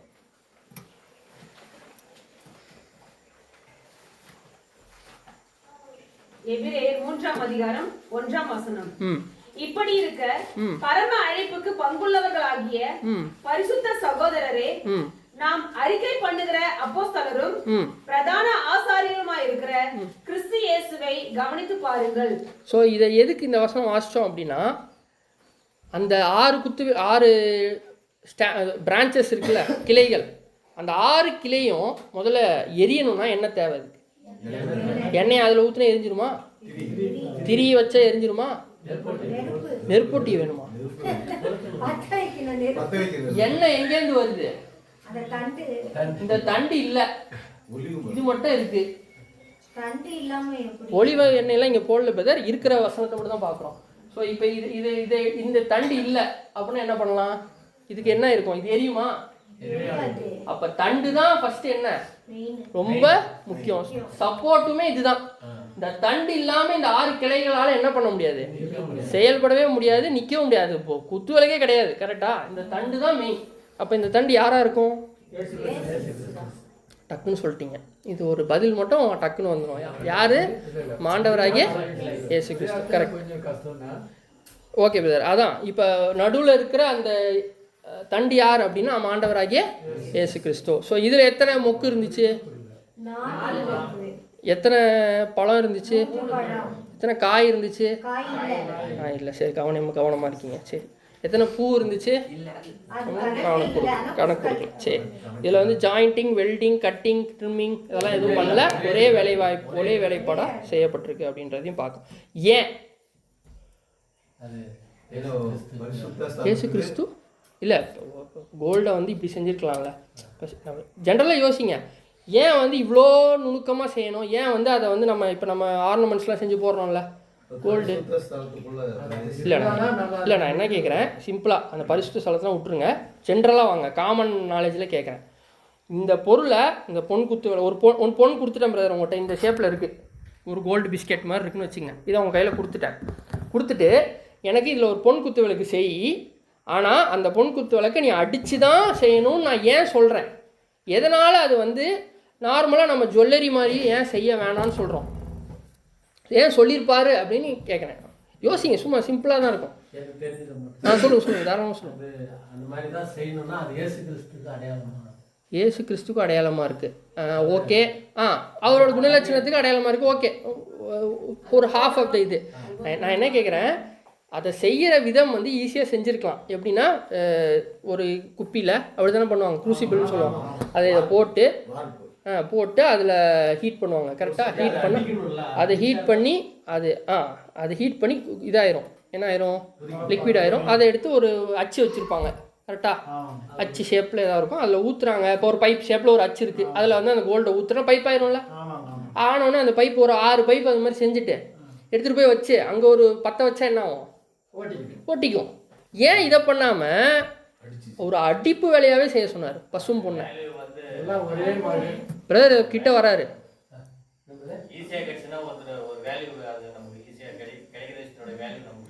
பிரதர் வந்து கிட்ட வந்துட்டு அப்படியே தூரம் கொஞ்சம் அப்படி போயிட்டார். ஆனால் வந்தார் கிட்ட. இப்போ கோல்டு கடைக்கு போயிருக்கீங்களா? மரணமா இல்லை, நான் எதாவது நீங்கள் எல்லாருமே ரொம்ப ஆவிக்குரிய ரீதியாக இருக்குது, எனக்கு சந்தோஷம்தான். கோல்டு கடைக்கு போயிருக்கீங்களா? போனதே இல்லை. கோல்டு ஷாப் போயிருக்கீங்களா? போயிட்டு ஒரு நகையை விற்கணும்னு வைங்க. அதை வந்து அவர் வந்து என்ன பண்ணுவார்னா, எடுத்து என்ன பண்ணுவார், நெருப்பில் போட்டு உருக்கி அதில் எடுத்து என்ன பண்ணுவார்னா, இவ்வளோதான் உங்கள் நகைக்கு வேல்யூன்னு சொல்லுவார். ஆனால் நீங்கள் வாங்கின ரேட்டுக்கு அது இருக்கா? ஏன் இல்லை? இதுதான் எதிர்பார்த்தேன். ஏன்னா இப்போ ஒரு கோல்டை உருக்குனா கண்டிப்பாக அதில் வேஸ்ட் ஆகும். கரெக்டுங்களா? அந்த கோல்டில் இருக்கிற அந்த பசும்பொன் எவாப்ரேட் ஆகும். ஏதாவது ஒரு காரணத்தில் அதில் வேஸ்டேஜ்ன்ற ஒரு விஷயம். பசும்பொன்னே என்ன ஆகும் அப்படின்னா வேஸ்ட்டாக போயிடும். ஸோ வேஸ்ட்டே இல்லாமல், அதாவது அது அந்த கேரக்டரை குடிக்குது, அது டிவைன் நேச்சர். அந்த நேச்சரை என்ன பண்ணுறாரு அப்படின்னா இதில் அப்படியே வந்து நிழலாக வச்சுருக்காரு. ஸோ கம்ப்ளீட்டாக நீ அடிப்பு வேலையாகவே நீ என்ன பண்ணணும் அப்படின்னா செய்யணும். அதை நீ என்ன பண்ணக்கூடாதுன்னா உருக்கியோ இது பண்ணி. இப்போ ஒரு தாளந்து பசும்பொன்னை கொடுக்குறாரு, கரெக்டாக? அந்த ஒரு தாளந்து பசும்பொன்னை அவர் உருக்குனா ஒரு தாளந்து இருக்குமா? அதில் திருப்பி செய்யும் போது குறைஞ்சிரும். அடித்தா அப்படியே இருக்கும். அதை தான் இங்கே வந்து என்ன பண்ணுறாரு அப்படின்னு பார்த்தீங்கன்னா தேவன் வந்து இங்கே கொடுத்துருக்காரு அப்படின்றது பார்க்குறோம். நோ சேதாரமே அதுக்கு இருக்கக்கூடாது அப்படின்றதுனால தான். ஆனால் அடி விழும், அதில் என்ன இல்லை, மாற்று கருத்தே கிடையாது. கண்டிப்பாக அடி விழும், அது வந்து கண்டிப்பாக விழும். சரி, இப்போ இப்போ இந்த 6 கிளைகளையும் இந்த 7 குத்து விளக்கு யாருன்னு பார்த்தோம்? 7 அந்த இதுவும் சபை, கரெக்டுங்களா? அப்போ அது எப்படி தான் செய்யப்படுது? அடி, கரெக்டுங்களா? இடி மாதிரி விழுந்தா மட்டும்தான் அது என்ன ஆகும்னா பொன் குத்து விளக்கா மாறும் அப்படின்னு பார்க்கும். ஸோ நல்லா அடி வாங்கின ஒருத்தரை சொல்லுங்க. பொண்ணு இயேசு கிறிஸ்து. நினச்சேன் சிஸ்டர் வந்து இயேசு கிறிஸ்து வருவீங்கன்னு நினச்சேன். அப்போஸ்தலர் பவுல். சில சபையிலேன்னு சொல்லுங்க, தண்டை விட்டுருங்க. தண்டு நீங்கள் சொல்லுங்க, கரெக்டு. நான் வந்து கிளைகளில் கேட்குறேன். கிளைகளில் ஒருத்தர், யாராவது ஒருத்தர். ஸ்தேவான். ஓகே. மொத்தம் எல்லாத்த விட அப்போஸ்தலர் 12 பேர் தானே. அந்த 12 பேர் பாடல வந்தவங்க தானே. சரி, ஓகே. அப்போஸ்தலர் 12 பேரில் ஒருத்தர் உதாரணத்துக்கு பவுல் எடுத்துக்கிறோன்னு வச்சுங்க. பாருங்க, அவர் நிறைய இடத்துல சொல்லியிருப்பார் அவர் எவ்வளோ பாடுபட்டார், எவ்வளோ கஷ்டப்பட்டாருன்னு சொல்லிட்டு. ஸோ அந்த அடிப்பு வேலை அவருக்கு ஒவ்வொரு நாளும் வந்து என்ன இருக்குது, நடந்திருக்கு. கரெக்டுங்களா? வாசிங்க அப்போஸ்தலர் 20ஆம் அதிகாரம் 19ஆம் வசனம். அப்போஸ்தலர் நடவடிக்கைகள் 20வது அதிகாரம் 19வது வசனம்.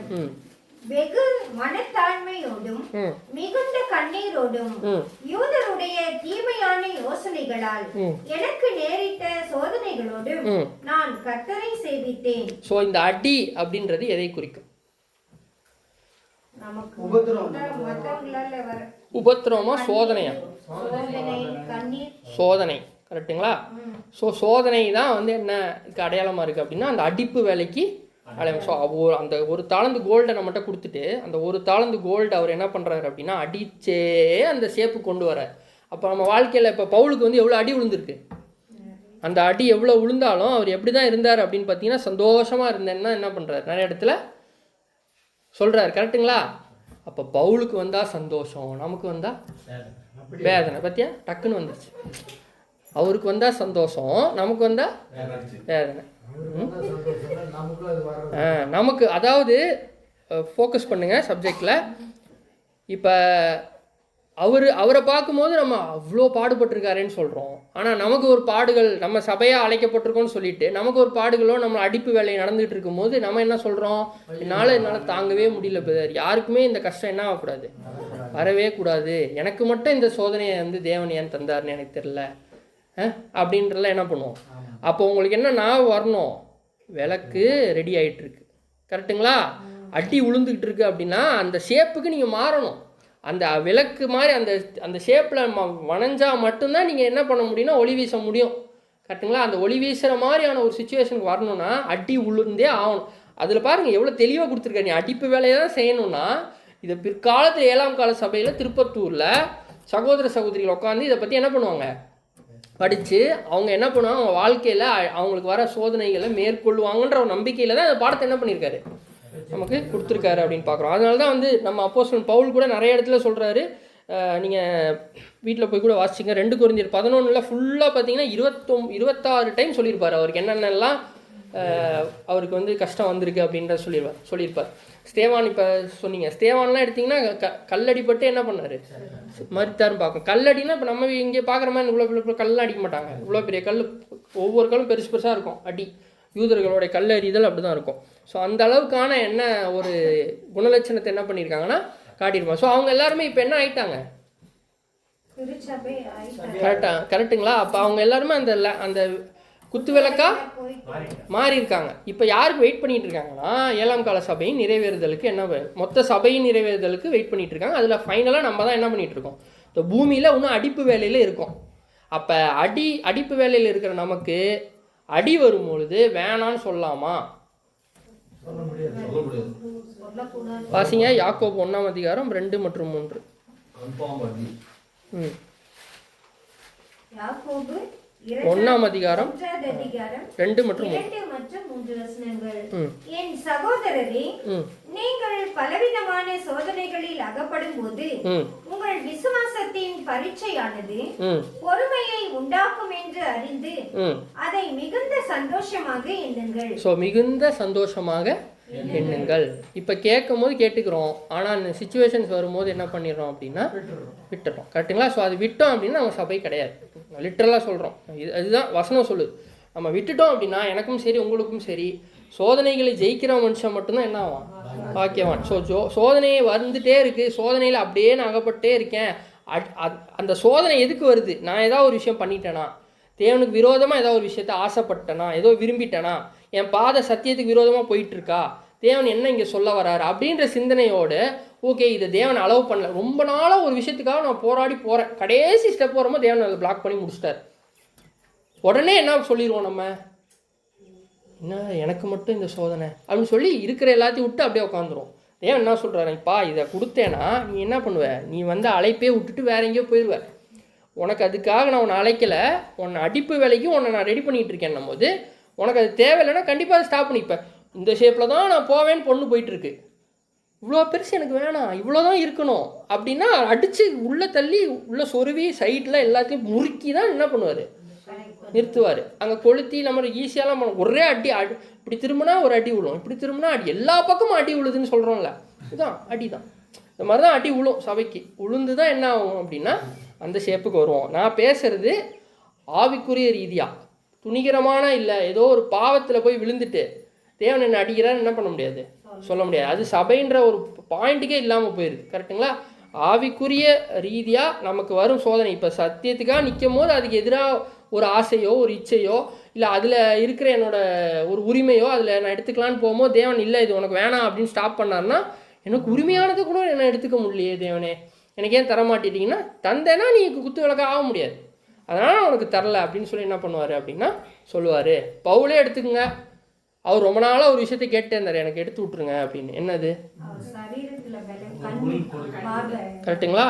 கரெக்ட் பிரதர் சொன்னால் முள் ஒன்று கொடுக்கப்பட்டிருந்துச்சு, அதை கொஞ்சம் என்ன பண்ணுங்க எடுத்து, ஏன்னா அவருக்கு வல்லமை இல்லையா, இருந்துச்சு கண்டிப்பாக எடுத்துருக்கலாம். ஆனால் என்ன பண்ண, என்ன சொன்னார், என் கிருமை உனக்கு போ, நீ இப்போ என்ன பண்ணு அதில் கண்டினியூ பண்ணு அப்படின்றத சொன்னார் அப்படின்றது பார்க்க. 1 கொரிந்தியர் 10ஆம் அதிகாரம் 13ஆம் வசனம். 1 கொரிந்தியர் 10ஆம் அதிகாரம் 13ஆம் வசனம். மனுஷருக்கு நேரிடும் சோதனையே அல்லாமல் வேறே சோதனை உங்களுக்கு நேரிடவில்லை. தேவன் உண்மையுள்ளவராய் இருக்கிறார். உங்கள் திராணிக்கு மேலாக நீங்கள் சோதிக்கப்படுகிறதற்கு அவர் இடம் கொடாமல் சோதனையை தாங்கத்தக்கதாக சோதனையோடு கூட அதற்கு தப்பிக்கொள்ளும்படியான போக்கையும் உண்டாக்குவார். ஸோ இப்போ எங்கேயாவது ஒரு டெஸ்ட்டை வச்சுட்டு ஆன்சர் ஷீட்டையும் கொடுத்து பார்த்துருக்கீங்களா? இப்போ ஒரு எக்ஸாம் ஹால் போகிறீங்க, நான் போனோன்னு கொஸ்டின் பேப்பர் எனக்கு இருக்குது, பக்கத்துலேயே ஆன்சரும் இருக்குது, எழுதிட்டு வந்துடும். ஆனால் நம்ம ரியல் லைஃப்பில் மட்டும் பண்ணவே மாட்டோம். அதுக்கான ஆன்சரையும் கொடுத்துட்டாரு, கிறிஸ்து தான் அதுக்கான ஆன்சரு. நீ அவரை ஃபாலோ பண்ணனா இந்த இது எல்லாத்துலேருந்து நீ விடுவிட்டலாம் கொடுத்துட்டாரு. ஆனால் அதை நம்ம பார்க்காம கொஸ்டின் பேப்பரையே பார்த்துட்டு என்னடா பதிலே வர மாட்டேங்குது அப்படின்ட்டு இருந்தோம்னா என்ன பண்ண முடியாது, நல்லாவும் போக முடியாது அப்படின்றது பார்க்குறோம். ஸோ இப்போ நம்ம என்ன பண்ண போகிறோம்னா, இந்த ஒவ்வொரு விஷயம் பார்த்தோம்ல, அதில் இருக்கிற மொக்கு, நான் வேற என்ன இருந்துச்சு, பழம், காய், சரி ஓகே. ஸோ அப்போ இப்போ நம்ம என்ன பண்ணுவோம், முதலாவது நம்ம இப்போ பார்த்தோம்ல சப்போர்ட், அந்த 6-7 கால சபைக்கும் இருக்கிற பெரிய சப்போர்ட் யார்? தண்டு. அது யார்? ஆண்டவராக இயேசு கிறிஸ்து. அந்த ஆண்டவராக இயேசு கிறிஸ்து இதில் எப்படி அந்த நிழல் எப்படி பொருந்துதுன்னு என்ன பண்ண போகிறோம்னா பார்க்க போகிறோம். ஏன்னா அதுக்கும் இதுக்கும் ஒரு வித்தியாசம் இருந்துச்சு. என்னது? மற்ற கிளைகளுக்கும் தண்டுக்கும் ரெண்டுமே பசும் பொண்ணு தான், கரெக்டுங்களா? ஆனால் தண்டுக்கும் கிளைகளுக்கும் ஒரு வித்தியாசம் இருந்துச்சு. என்னது? தண்டுல 4 மொக்கு இருக்கும், பூக்கள் அது எவ்வளவுன்னு தெரியல. கிளையில வந்து 3 மொக்கு, ஒரு பழம், ஒரு பூ. ஓகே, எக்ஸ்ட்ரா இருக்கு. கரெக்ட். எது எக்ஸ்ட்ரா இருக்கு? அதுதான். என்ன எக்ஸ்ட்ரா இருக்கு அதுல?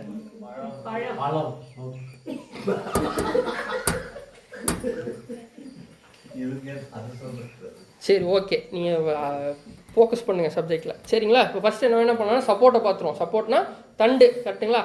தண்டு எடுத்தோன்னா எத்தனை இருந்துச்சு? இல்லை இது என்ன, தண்டு 1 இருந்துச்சா? சரி, தண்டில் இது என்ன இருந்துச்சு? மொக்கு இருந்துச்சு. பழங்கள் எத்தனை இருந்துச்சு? 3 பழம். சரி, பூக்கள் அப்பாடா, அட்லீஸ்ட் இப்போ ஒரு சிங்குக்கு வரீங்க, அதுக்காக தான். அதனால நான் ஸ்டார்டிங்லேயே சொன்னேன், இந்த எத்தனை 3, 4 இப்படி தான் கேள்விகள் வரும். அதனால் ஃபோக்கஸ் பண்ணுங்கள். பிபிடி அதுக்கு தான் போடல, கவனிக்கிறதுக்காக, சரிங்களா? ஸோ இப்போ வந்து நம்ம தண்டை பற்றி பார்க்க போகிறோம். வாசிங்க 1 பேதுரு 4ஆம் அதிகாரம் 12 மற்றும் 13ஆம் வசனம்.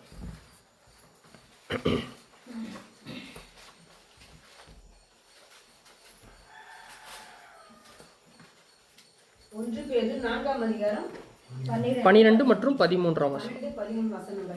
பிரியமானவர்களே, உங்களை சோதிக்கும்படி உங்கள் நடுவில் பற்றி எரிகிற அக்கினியை குறித்து ஏதோ புதுமை என்று திகையாமல் கிறிஸ்துவின் மகிமை வெளிப்படும் போது நீங்கள் களிகூர்ந்து மகிழும்படியாக அவருடைய பாடுகளுக்கு நீங்கள் பங்காளிகள் ஆனதால் சந்தோஷப்படுங்கள். இப்ப ஏன்னா அவரோட பாடுகளுக்கு தான் நம்ம என்னவா இருக்கோம்னா பங்காளிகள். ஃபர்ஸ்ட் எதை தான் செய்வாங்க?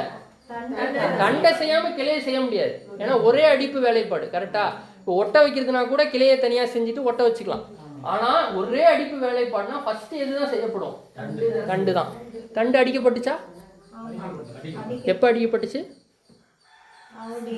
முதலாம் வருகையில, கரெக்டுங்களா? அடிக்கப்பட்டார்.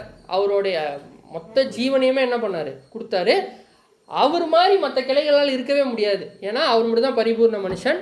அவரால் மட்டும்தான் ஈடுபலி கொடுக்க முடியும், கரெக்டுங்களா? அந்த ஒரு விஷயத்தையும் பார்க்குறோம். இப்போ இதில் மெயினாக ஏசாயா 53ஆம் அதிகாரம் 4 மற்றும் 5ஆம் வசனம். ஏசாயா 53ஆம் அதிகாரம் 4 மற்றும் 5. ஏசாயா 53ஆம் அதிகாரம் 4 மற்றும் 5 வசனங்கள். மெய்யாகவே அவர் நம்முடைய பாடுகளை ஏற்றுக்கொண்டு நம்முடைய துக்கங்களை சுமந்தார். நாமோ அவர் தேவனால் அடிபட்டு வாதிக்கப்பட்டு சிறுமைப்பட்டவர் என்று எண்ணினோம். நம்முடைய மீறுதல்களின் நிமித்தம் அவர் காயப்பட்டு நம்முடைய அக்கிரமங்களின் நிமித்தம் அவர் நொறுக்கப்பட்டார். நமக்கு சமாதானத்தை உண்டு பண்ணும் ஆக்கினை அவர் மேல் வந்தது. அவருடைய தழும்புகளால் குணமாகிறோம். ஸோ முதலாவது தண்டு தான் என்ன பண்ணப்பட்டுச்சுன்னா அடிக்கப்பட்டுச்சு. அது யாருக்காக அப்படின்னா அந்த 6 கிளைகளும் இருக்கணும் அப்படின்றதுக்காக தான் என்ன பண்ணப்பட்டுச்சு தண்டு. அந்த சப்போர்ட்டு ஃபஸ்ட்டு அந்த சப்போர்ட் ரெடி ஆனது எதுக்குன்னா, அது ரெடி ஆனாதான். அதனால தான் முதலாவது மகா பரிசுத்தலத்துக்கு அவர் போனால் மட்டும்தான் நமக்கு என்ன வாய்ப்பு வருது, கரெக்டுங்களா? அது வரைக்கும் நமக்கு என்ன இல்லை, வாய்ப்பு இல்லை. அதே மாதிரி தான் அந்த தண்டு ரெடி ஆனால் தான் கிளைக்கு என்ன, கிளை ஒளி வீசணும்னா ஃபஸ்ட்டு தண்டு வந்து ரெடி ஆகும். கரெக்டுங்களா? ஸோ அதுதான் இங்கே பார்க்குறோம். அதனால தான் சொன்னார் யோவான் 15ஆம் அதிகாரம் 5ஆம் வசனம், நானே வாசிங்க. யோவான் 15ஆம் அதிகாரம் 5.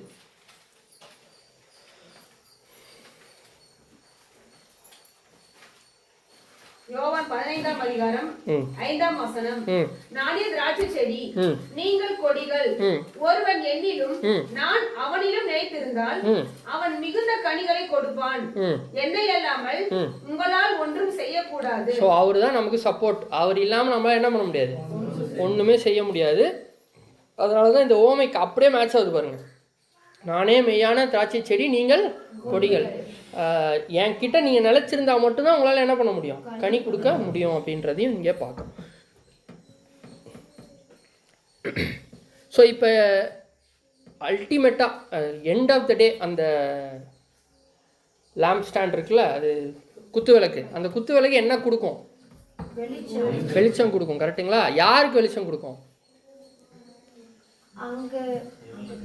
அங்கே பரிசுத்த ஸ்தலத்தில் இருக்கிறவங்களுக்கு என்ன ஆகும்னா வெளிச்சம் கொடுக்கும்.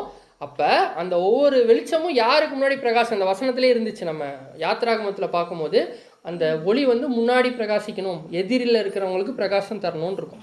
அப்போ நம்மளுடைய வாழ்க்கை எப்படி இருக்கணும் அப்படின்னா, இங்கே பூமியில் இன்னொருத்தருக்கு என்னவா இருக்கணும், வெளிச்சம் கொடுக்குற மாதிரி இருக்கணும். நான் என்னை பார்த்து கிறிஸ்துவை பார்க்குற அளவுக்கு அவங்களுக்கு என்ன இருக்கணும், நம்ம காக்கிற குணலட்சணத்தை குறிக்குதுங்க அந்த வெளிச்சம். கரெக்டுங்களா? அந்த குணலட்சத்தை நம்ம காட்டுறவங்களா நம்ம என்ன பண்ணோம் அப்படின்னா இருக்கணும் அப்படின்றதையும் பார்க்குறோம். எபேசியர் 5ஆம் அதிகாரம் 8ஆம் வசனம்.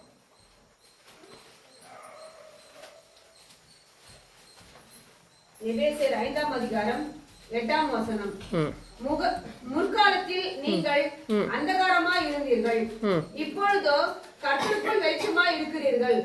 வெளிச்சத்தின் பிள்ளைகளாய் நடந்து கொள்ளுங்கள். ஸோ வெளிச்சத்தின் பிள்ளைகளாக நம்ம என்ன பண்ணணும், நடந்துக்கணும். ஒரு சூழ்நிலை வருது அப்படின்னா உலகத்தாருக்கு நமக்கு வித்தியாசமே இல்லாத மாதிரி என்ன பண்ணக்கூடாது, முடிவுகளை எடுக்கக்கூடாது. இப்போ உலக ஆதாயத்துக்காக நம்ம எதையும் என்ன பண்ணக்கூடாது அப்படின்ற விஷயத்தையும் என்ன பண்ணணும்னா நம்ம மைண்டில் வச்சுக்கணும். இவ்வளோ நேரம் பார்த்தோம். ஆனால் இந்த 4 இந்த 3க்கு உள்ள வித்தியாசத்தை நம்ம என்ன பண்ணல, பார்க்கல. கரெக்டுங்களா? கோல்டு எதுக்கு அடையாளமாக இருக்குது, தெய்வீக சுபாவம். கரெக்டுங்களா? 4 இங்கே 3 என்ன டிஃப்ரென்ஸாக இருக்கும்? அந்த மொக்கு இருக்குல்ல, மொக்கு அதில் வந்து தண்டில் பார்த்தீங்கன்னா 4 இருந்துச்சு, கிளைகளில் 3 தான் இருந்துச்சு. ஏன் இங்கே ஒன்று மிஸ் ஆகுது, இங்கே 4மே இருக்குது? இல்லை, தண்டு வந்து கிறிஸ்து, கிளை வந்து சபை. கரெக்டுங்களா? கிளையில் 3 மொக்கு தான் இருக்குது, தண்டில் 4 மொக்கு இருக்குது. அதான் அது இல்லை, அந்த 4 என்ன ஆவிக்குரிய அர்த்தம் யோசிங்க, அப்படியே அதுலேயே நிற்க வேணாம். இங்கே 4 இருக்குது, மொக்கு 2மே ஒரே மொக்கு தானே, கரெக்டுங்களா? ஆனால் இதில் 3 தான் இருக்குது, இதில் எவ்வளோ இருக்குது, 4 இருக்கு. ஏன்?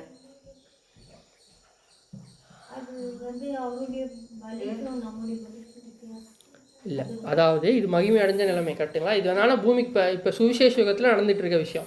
இந்த சுவிசேஷ யுகத்தில் ஆண்டவராக இயேசு கிறிஸ்து கிட்ட 4 இருக்குது, நம்மக்கிட்ட அதில் 3 தான் இருக்குது. 4 அப்படின்னா 4 விஷயம். நம்ம பைபிள் என்ன 4 விஷயம் இருக்கும் இதில், அந்த 4 என்னது? சரிங்க, அன்பு, வல்லமை, கரெக்ட். சிஸ்டர் அதான் சொன்னாங்க. அது என்னது? அது தேவனுடைய குணலட்சணம். கரெக்டுங்களா? அதில் 4 யார்கிட்ட இருக்கு?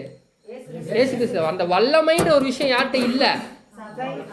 ஏன்னா இப்போ சுவிசேஷத்தில் இருக்கோம், நம்ம ஒன்றும் என்ன ஆகல, மகிமை அடையலை. மகிமை அடைஞ்சால் மட்டும்தான் அந்த 4வது விஷயம் என்ன ஆகும், கிடைக்கும். ஸோ சுவிசேஷத்தில் இருக்கிறது நமக்கு 3 தான் இருக்குது, அவருக்கு என்ன இருக்குன்னா 4. அதனால தான் தண்டில் 4 மொக்கு இருக்குது, கிளையில் 3 மொக்கு இருக்குது அப்படின்ற டிஃப்ரென்ஸும் புரியுதா?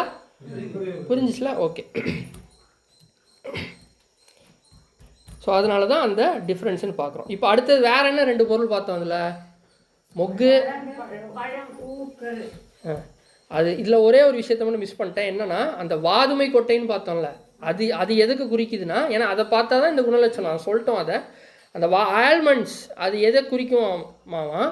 நம்பிக்கை, ஒரு அவேக்கனிங்னா என்ன சொல்லலாம்னா ஒரு விழிப்புணர்வு, ஒரு நமக்கு வந்து என்ன பண்ணப்பட்டுச்சுன்னா கண்கள் திறக்கப்பட்டுச்சு. ஸோ அந்த கண்கள் திறக்கப்பட்டதுனால நம்ம என்ன பண்ணுறோம்னா குணலட்சணம் காட்டுறோம். கரெக்டுங்களா? ஸோ அதனால தான் அந்த வாதுமை கொட்டைக்கு ஒப்பான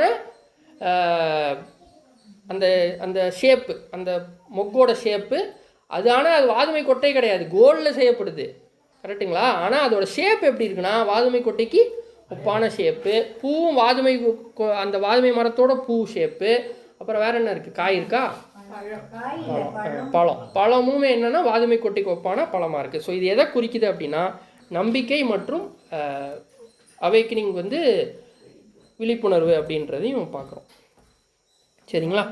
இப்போ இந்த வாதுமை கொட்டைக்கே உரிதான ஒரு சில குணலட்சணங்கள் இருக்குது. அதை வச்சா நம்ம என்ன பண்ணலாம்னா இதை அப்படியே கம்பேர் பண்ணி பார்க்கலாம்.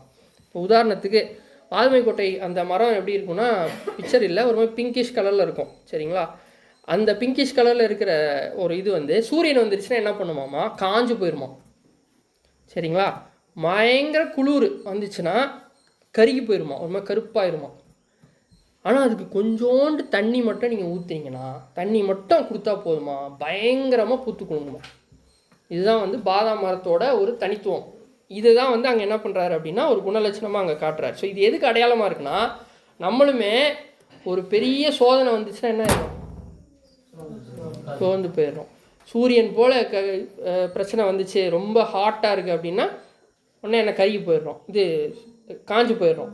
அதே மாதிரி ரொம்ப குளிர்வான ஒரு சூழ்நிலை, ரொம்ப கஷ்டமான ஒரு சூழ்நிலை வந்துச்சுன்னா உடனே என்ன கருகி போயிடுறோம். ஆனால் தண்ணி அப்படின்ற ஒரு விஷயம் நமக்கு இதை பற்றி நான் எதை பற்றினா சபை, உண்மையான சபையை பற்றி பேசுகிறோம். கரெக்டுங்களா? உண்மையான சபைக்கு தண்ணின்ற ஒரு விஷயம் வந்தோடனே அது என்ன பண்ணுமா, உடனே குணலட்சணங்களை காட்ட ஆரம்பிச்சிடும். அந்த தண்ணி என்ன? கரெக்டுங்களா? தேவனுடைய சத்தியம். கரெக்டுங்களா? அந்த சத்தியம் கிடைச்ச உடனே உண்மையான திருச்சபை கண்டிப்பாக என்ன பண்ணும் அப்படின்னா அதுக்கு ரியாக்ட் பண்ணி, இப்போ உதாரணத்துக்கு இன்றைக்கி ஒரு சப்ஜெக்டில் தேவன் ஒரு விஷயத்தை வெளிப்படுத்துகிறா, உடனே அதை கீழ்ப்படியும் சபை. கரெக்டுங்களா? உடனே அதை மாற்றும். அதுதான் அந்த உடனே காட்டுற அந்த குணம். அந்த தண்ணின்ற ஒரு விஷயம் அந்த பாதாம் மரத்துக்கு கிடைச்ச உடனே எப்படி அது உடனே குணலட்சணத்தை காட்டுதோ, அது அந்த பூத்து குலுங்குதோ, அது போல் உண்மையான திருச்சபையுமே என்ன பண்ணுவாங்க அப்படின்னா உடனே குணலட்சணத்தை என்ன பண்ணுவாங்கன்னா வெளிப்படுத்தி காட்டுவாங்க. அவங்க சோர்ந்து போக மாட்டாங்கன்னு எங்கேயா இருக்கா? இல்லை, அவங்க சோர்ந்து போவாங்க. அவங்களுக்கும் சோர்ந்து போகிற சூழ்நிலைகள் வரும். ஆனால் அவங்களுக்கு அந்த தண்ணியை தேவன் கண்டிப்பாக என்ன பண்ணுவார், கொடுக்கும்போது தான் அவர் எக்ஸ்பெக்ட் பண்ணுறாரு. எல்லாரும் ஒரு விஷயத்த நமக்கு முதல்ல சத்தியம் தெரியாமல் இருந்தோம், அப்போ நம்ம மட்டும் எதாவது எதிர்பார்த்தாரா? எதிர்பார்க்கல. சத்தியத்தை கொடுத்ததுக்கப்புறம் அவர் நம்மகிட்ட என்ன பண்ணுறாரு, எதிர்பார்க்குறாரு. அப்போ சத்தியத்தை கொடுத்ததுக்கப்புறம் நீ அதை வாங்கி கொண்டு நீ எப்படி இருக்கன்றதை பொறுத்து தான் நீ சபையா இல்லையான்ற விஷயமே என்ன ஆகுதுன்னா டிசைட் ஆகுது அப்படின்றதையும் என்ன பண்ணுறோம் பார்க்குறோம். ஸோ அப்போ அந்த தண்டில் இருக்கிற 4 மொக்கு எதுக்கு அடையாளம்? அது என்னென்ன? வல்லமை. வல்லமைன்றது அப்போ இப்போ வந்து ஆண்டவராக இயேசு கிறிஸ்து வல்லமையும் கொடுக்கப்பட்டிருக்கு. கரெக்டாக? ஸோ அதனால் அந்த தண்டில் மட்டும்தான் 4 இருக்குது. மற்ற நமக்கு என்ன இருக்குது அப்படின்னா நம்ம நீதியை பூமியில் சரி கட்டணும், தேவனுடைய நீதியை இங்கே நம்ம காட்டணும், அன்பு காட்டணுமா, ஞானம், தேவனுடைய சத்தியம். ஸோ இந்த 3 விஷயமும் நமக்கு என்ன பண்ணப்பட்டிருக்கு, கொடுக்கப்பட்டிருக்கு. வல்லமை மட்டும் என்ன பண்ணல, கொடுக்கப்படல அப்படின்ற விஷயத்தையும் நீங்கள் என்ன பண்ணணும் பார்த்துக்கலாம். ஸோ இதில் வந்து இப்போ மொக்கு பார்த்துட்டோம். மிச்சம் என்ன இருக்குது? பூ, பழம், காய் இருக்கா? காய் இல்லை. சரி, திரும்ப அதான் கேட்டுக்கிறேன். இப்போ ஃபஸ்ட்டு பழம் பார்க்குறோம். பழம்னா என்னவா இருக்கலாம்? ஆவிக்குரிய அர்த்தம் யோசிங்க. அப்படியே கனி கொடுக்கறது. கரெக்டுங்களா? ஸோ பழம் எதுக்கு அடையாளமாக இருக்குது அப்படின்னா ஆவியின் கனிகளை வந்து என்ன பண்ணணும்னா கொடுக்கணும் அப்படின்ற ஒரு விஷயத்தையும் என்ன பண்ணணும். ஆனால் இதுலேயுமே ஒரு டிஃப்ரென்ஸ் இருந்துச்சு தண்டுக்கும் கிளைக்கும். என்னது?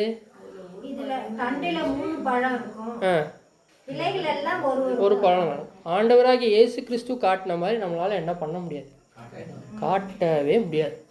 தண்டு மாதிரி கிளையால் வாழவே முடியாது. ஆனால் தண்டு இல்லாமையும் கிளையால் வாழ முடியாது. அதனால தான் தண்டு நமக்கு சப்போர்ட்டாக இருக்குது. அவர் வாழ்ந்த மாதிரி நம்மளால் கண்டிப்பாக 100% என்ன பண்ண முடியல, வாழ முடியாது. அதனால தான் அங்கே கனிகள் அப்படின்னு கொடுக்கப்பட்டிருந்துச்சு. நமக்கு வெறும் ஒரு கனி. அந்த அந்த கனியை காட்டு அப்படின்றத அவர் எதிர்பார்க்க, அதையே நம்மளால் என்ன பண்ண முடியல, காட்ட முடியல அப்படின்னு எதிர்பார்க்க. பூ எதுக்கு அடையாளமாக இருக்கும்? பூ எதுக்கு யூஸ் பண்ணுவீங்க? தலைக்கு வச்சுக்கிப்பீங்க. தலைக்கு எதுக்கு வச்சுப்பீங்க? வாசம். வாசம் தானே பூவோட இது. ஸோ சுகம், அந்த வாசனைக்காக தான் இது என்ன பண்ணுது அப்படின்னா அது ஒரு அடையாளமாக இருக்குது அப்படின்னு பார்க்குறோம். ஸோ அது பார்க்குறதுக்கு முன்னாடி இப்போ கனி அப்படின்னு எடுத்தோம்ல, 10 ராத்தல் நான் இருக்குங்களா? என்னது? 10 ராத்தல் எல்லாருக்கிட்டையும் ஒரு ராத்தல் கொடுத்துட்டு சில டேலண்ட்ஸ் தாளந்துகள் எடுத்துக்கோங்க. எல்லாரும் கொடுத்துட்டு என்ன எல்லாருமே என்ன பண்ணாங்க, சம்பாதிச்சாங்க. ஆனால் ஆமாம், அதுவும் இருக்குது. ராத்தல் ஓமைனா இருக்குங்களா, 10 ராத்தல். அது என்னாச்சு, 10 ராத்தல் கொடுத்தாரு. ஆனால் அவங்க ஒவ்வொருத்தர் 5, 0 இந்த மாதிரி ஒவ்வொன்றா பண்ணாங்க. ஆனால் யாருமே ஃபுல்லாக கொண்டு வர முடியல.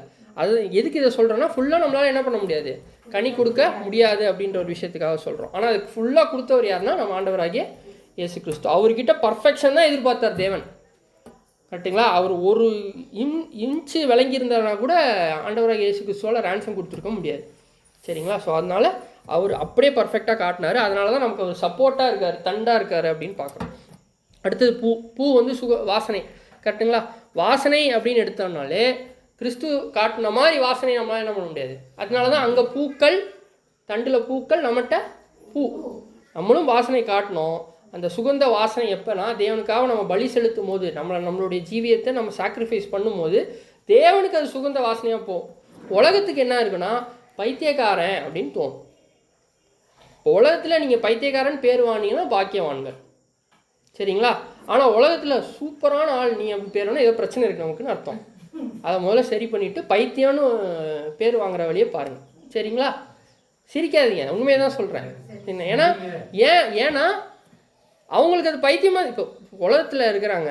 சரிங்களா? ஒரு ரொம்ப முக்கியமான ஒரு விஷயம் அவங்களுக்கு நடக்க போகுது பூமிக்குரிய விஷயம். அதை விட்டுட்டு தேவனுக்காக ஓடுறோன்னா அவங்க என்ன சொல்லுவாங்க, அதை பைத்தியம் தான் சொல்லுவாங்க. என்ன அறிவு பொழைக்க தெரியாதவனா இருக்கான் போய். இப்போ நம்ம பேசுகிறத ஒருத்தர் வெளியே கேட்டுட்டு இருந்தாருன்னா கூட, என்னடா சாகிறத பற்றி பேசிட்டு இருக்கோம், பைத்தியக்கார கூட்டமாக இருக்கும் போல தான் நினைப்பாங்க.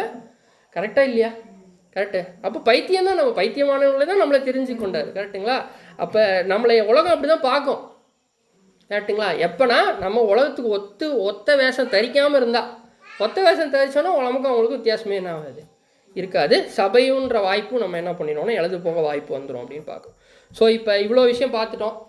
பூ, வாசனை, கிறிஸ்து காட்டின மாதிரி சுகந்த வாசனை. முதலாவது அவருடைய வாசனை, அவருடைய பலி தான் உள்ளே போச்சு. கரெக்டுங்களா? அது போனதுக்கப்புறம் தான் நம்மளுடைய பலிகள் அங்கீகரிக்கப்படும் பார்க்கணும். ஸோ அதுவும் வாசனை பார்த்துட்டோம். கனி கொடுத்தது அவர் மாதிரி யாரும் கொடுக்க முடியாதுன்னு பார்த்துட்டோம். இப்போ வேற என்ன இருந்துச்சு, அதில் திரி இருந்துச்சா? கரெக்டுங்களா? அந்த திரி என்ன பண்ணாங்க, கத்திரிக்கோள். அந்த கத்திரிக்கோள் எப்படி இருந்துச்சு, பொண்ணுனால செய்யப்படுது. அந்த தீரி சாம்பல் பாத்திரம் அது எப்படி இருந்துச்சு, பொண்ணு.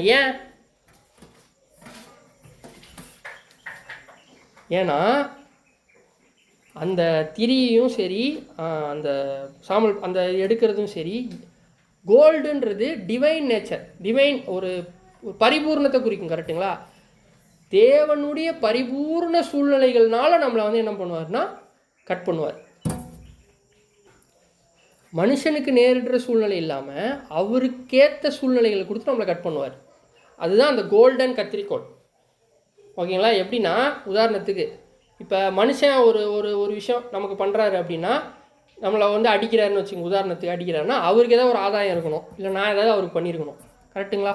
ஆனால் தேவன் ஒரு விஷயத்தை நமக்கு சிச்சையோ ஏதோ ஒரு பரீட்சையை கொடுக்குறாருனா, கட் பண்ணுறாருனா, அது எதுக்குன்னா நம்ம அந்த நிலைமையை அடையணுன்றதுக்காக தான் என்ன பண்ணுவார், கொடுக்குறாரு. ஸோ தெய்வீக சூழ்நிலைகள் என்ன பண்ணுறாரு அப்படின்னா நமக்கு கொடுக்குறாருன்னு பார்க்குறோம். அந்த தெய்வீக சூழ்நிலை உலகத்துக்கு பைத்தியமாக தான் இருக்கும். அந்த சூழ்நிலை நமக்கு மட்டும்தான் தெரியும்.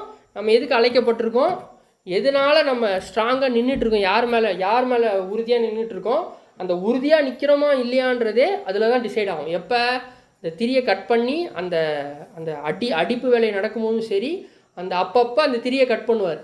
இப்போ நம்ம என்ன பண்ணுவோம், திடீர்னு நமக்கு சத்திய அறிவு அதிகமாக வரமோ உடனே பெருமை வரும், எனக்கு நிறையா தெரியுது, டக்குன்னு ஒரு கட் போடுவார்.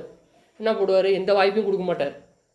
எப்படி இருக்கன்னு பார்ப்போம், நீ வந்தது எல்லாருக்கும் சத்தியம் சொல்கிறதுக்காகன்னு இல்லை, சபைன்ற அழைப்புக்கு தான் அவன் அழைச்சிருக்கேன், நீ வந்து ஒரு ஊழியக்காரன், நீ எல்லாருக்கும் சர்வ் பண்ண வந்திருக்கன்ற ஒரு சிந்தனை எனக்குள்ளே கொண்டு வருவார்னா எப்போனா அந்த மாதிரி ஒரு சூழ்நிலையை கொடுத்து.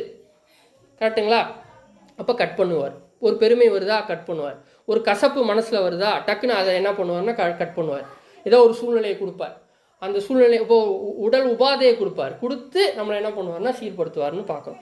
ஸோ இது எல்லாமே எதுக்கு அப்படின்னா அந்த பொன் குத்து விளக்காக நம்ம மாறுறதுக்காக தான் என்ன பண்ணுறாரு அப்படின்னா செய்கிறாரு அப்படின்றத இந்த பாடத்தில் நம்ம பார்க்குற மெயின் விஷயம். ப்ரூனிங்னு சொல்லுவாங்க. ப்ரூனிங்னா இப்போ செடி இருக்குது, பிரதர் சொல்கிறார். இப்போ வந்து ஒரு பெரிய கிளை வருதுன்னா அந்த கிளையை கட் பண்ணால் ஒரு 10 கிளை வரும். அதில் தான் நல்ல கனி வரும், கரெக்டுங்களா? ஏன்னா ஒரு கிளையே சாப்பிட்டுட்ருக்கோம் சத்தை. அதனால் அது என்ன பண்ணிடுவார், கனி கொடுக்காத மரம் எதுவோ அதை என்ன பண்ணுறாரு, கட் பண்ணி தூக்கி போட்டு கனி கொடுக்குறதுக்கு வந்து என்ன பண்ணுவார்னாமா ப்ரூன் பண்ணுவார். அதுதான் அந்த வசனம் இருக்கும் நமக்கு வந்து, அந்த கனி கொடுக்குற கொடி எதுவோ அதுக்கு வந்து என்ன பண்ணுவார்னா இன்னும் சுத்தம் பண்ணுவார். அந்த சுத்தம் பண்ணுறது பேர் தான் ப்ரூனிங் அப்படின்னு பார்க்குறோம். ஸோ அதனால் நம்மளை சுத்தம் பண்ணுற ப்ராசஸ் நமக்கு கண்டிப்பாக அந்த செடிக்கு வலிக்குமா வலிக்காதா? வலிக்கும். வலித்தாலுமே அதுதான் அதுக்கு என்னது நல்லது. அப்போ தான் அது என்ன பண்ணும், அதிக கனியை கொடுக்கும். நல்லா ஸ்ட்ராங்காக நல்லா வளர்ந்துட்டு இருக்க செடியை பார்த்து டக்குன்னு கட் பண்ணால் ஐயோன்னு தான் இருக்கும் அதுக்கு. ஆனால் அது எதுக்குன்னா இன்னும் 4 கிளை விட்டு, அந்த 4 கிளையிலும் கனி விட்டு அது செழிப்பாக இருக்கணுன்றதுக்காக தான் அவர் என்ன பண்ணுறாருன்னா அந்த மாதிரி சூழ்நிலைகளை நம்ம வாழ்க்கையில் அளவு பண்ணுறாரு அப்படின்னு பார்க்குறோம். ஸோ இதுதான் இந்த பாடத்துடைய ஒரு நிழல் பொருள், கரெக்டுங்களா? இப்போ எவ்வளோ விஷயம் வச்சுருக்காரு பாருங்கள், வெறும் குத்து விளக்கில் மட்டும், அதுவும் அந்த பொன் குத்து விளக்கில் எவ்வளோ விஷயம் வச்சுருக்காரு பாருங்கள். அது எதனால் செய்யப்படணும், பொண்ணுனால் செய்யப்படணும். பொண்ணு எதை குறிக்குது, தெய்வீக ஒரு சுபாவம். அந்த தெய்வீக சுபாவம் எப்போ தான் கிடைக்கும், பரலோக ராஜ்யம் போகும்போது தான். ஸோ பரலோக ராஜ்யத்துக்கு ஒப்பான விஷயங்களை எதில் வச்சுருக்காரு அப்படின்னா ஆசரிப்பு கூடாரத்தில் வச்சுருக்காருன்னு பார்த்தோம். அதில் ஒன்று தான் என்ன அப்படின்னா பொன் குத்து விளக்கு. அந்த பொன் குத்து விளக்கு எந்த டைரக்ஷனில் வைக்கப்பட்டிருக்கு அப்படின்னா சவுத்தில் வைக்கப்பட்டிருக்கு. அது எதை பார்த்து எரியும்னா நார்த்தை பார்த்து எரியும். நார்த்து எதுக்கு அடையாளமாக இருக்குது அப்படின்னா பரலோக வாழ்க்கை, பரலோகம், கரெக்டுங்களா? ஸோ அதுக்கு எரியுன்னு பார்க்குறோம். அப்போ அந்த பொன் குத்து விளக்கு எதனால் செய்யப்படணும், பசும் பொன், ஒரு தாளந்து பசும் பொண்ணால் செய்யப்படணும். அந்த பசும் பொன் எப்படி தான் வேலைவாய்ப்பால் செய்யப்படணும் அப்படின்னா அடிப்பு வேலையாகவே செய்யணும். எந்த ஒரு ஒட்ட வைப்போ எதுவுமே பண்ணக்கூடாது. செய்கிற அந்த பொன் குத்து விளக்குகளில் எத்தனை கிளைகள் இருக்கும் அப்படின்னா 6 கிளைகள் இருக்கும். அந்த 6 கிளையிலையுமே மொக்குகள் 3 இருக்கும், பழம் 1 இருக்கும், பூ 1 இருக்கும். அது எல்லாத்தையும் தாங்கி பிடிக்கிற சப்போர்ட் 1 இருக்கும். அந்த சப்போர்ட்டில் 4 மொக்கு இருக்கும், பூக்கள் இருக்கும், பழங்கள் இருக்கும், கரெக்டுங்களா? 3 பழங்கள். ஏன்னா அந்த 3 பழமும் இந்த ஒவ்வொரு சப்போர்ட்லேயுமே ஒரு பழம் இருக்கும், கரெக்டுங்களா? ஸோ இந்த ஒரு விஷயத்தில் எவ்வளோ பெரிய ஆவிக்குரிய அர்த்தத்தை தேவன் வச்சுருக்காரு அப்படின்னு சொல்லி இன்றைக்கி நம்ம என்ன பண்ணோம் அப்படின்னா பார்த்தோம். இந்த மாதிரி ஆசரிப்பு கூடாரத்தை எடுத்திங்கன்னா ஏகப்பட்ட ஆவிக்குரிய அர்த்தம் இருக்கும், புரியுதுங்களா? இல்லை ஒரு பாட்டே இவ்வளோ இருக்குன்னா இன்னும் நீங்கள் டீட்டெயிலாக என்ன பண்ணுங்கன்னா இது ஆராய்ச்சி செய்யுங்க. நமக்கு புக்கு கூட இருக்குது, அதை கூட நீங்கள் என்ன பண்ணலாம் அப்படின்னா படிக்கலாம், சரிங்களா? ஸோ இதில் இந்த குணலட்சணத்தை காட்டி இப்போ அடிப்பு வேலையில் இருக்கும். இப்போ ஒவ்வொரு நாளுக்கும் நமக்கு சோதனை வரும்போது நமக்கு என்ன தோணணும், குத்து விளக்கு மண்டைக்கு மைண்டில் வந்து நிற்கணும். இந்த ஒரு குத்து விளக்காக மாறணும்னா இதெல்லாம் நான் என்ன பண்ணி ஆகணும், சகிச்சாகணும். அதுக்காக நானே போய் ஒரு விஷயத்த பண்ணிக்கிட்டேன், பூமிக்குரிய ரீதியாக நான் ஒரு விஷயத்த பண்ணிட்டேன், அதுக்கான பலன் வருதுன்னு வச்சுக்கோங்க. அது வந்து தேவன் வந்து என்ன பொன் குத்து விளக்காக மாற்றிக்கிட்டு இருக்காரு அப்படின்னு என்ன பண்ண முடியாது, சொல்ல முடியாது. அது எப்போ தான் வரும்னா தேவ வேலையை செய்கிறேன்னு வந்து அதனால் ஒரு பாடு வருது பாருங்கள், அதுதான் வந்து அங்கே என்னன்னா அடிப்பு வேலை அப்படின்றதான் இந்த பாடத்தில் நம்ம பார்த்தோம். ஸோ இந்த பாடத்தின் அடிப்படையில் நீங்கள் என்ன பண்ணுங்கள் அப்படின்னா தேவனுடைய வார்த்தைகளை கேட்டு கிறிஸ்துவாகிய தண்டாவே மாறணும். மாறி அந்த 4வது மொக்கு இருக்குது பாருங்கள், மகிமை, வல்லமை, அதை பெற்றுக்கொள்ள நீங்கள் ஒவ்வொரு நாளும் முயற்சி செய்யுங்க. தேவன் தாமே நம்ம அனைவரையும் ஆசீர்வதித்து வழி நடத்துவாராக. ஆமேன். ஒரு சிறிய வேண்டுகோள் என்னென்னா, கன்க்ளூஷன் கொடுக்கும்போதும் சரி எதுவாக இருந்தாலுமே சகோதர சகோதரிகள் சிம்பிளாக முடிச்சிருங்க. ஏன்னா பாடம் வந்து பாடத்தினுடைய கரும்பொருள் வந்து புரியாமல் போயிடக்கூடாது. அதுக்காக நம்ம என்ன பண்ணலாம் அப்படின்னா சிம்பிளாக வந்து கன்க்ளூஷனாக இருக்கட்டும் இல்லை இன்ட்ரடக்ஷனாக இருக்கும், அதை வந்து நீங்கள் வந்து வரும் வாரங்களில் கூட நீங்கள் என்ன பண்ணுங்கன்னா சிம்பிளாக வச்சுக்கோங்க. ஏன்னா எடுக்கிற சகோதரர்களுடைய அந்த கான்செப்ட் பார்த்தீங்க அப்படின்னா எந்த வகையிலுமே ஒரு கன்ஃபியூஷனை உருவாக்கிடக்கூடாது. அதுக்காக தான், வேறு எதுக்கும் இல்லை. தேவன் தாமே நம்மளே ஆசீர்வதிப்பாராக. ஆமென்.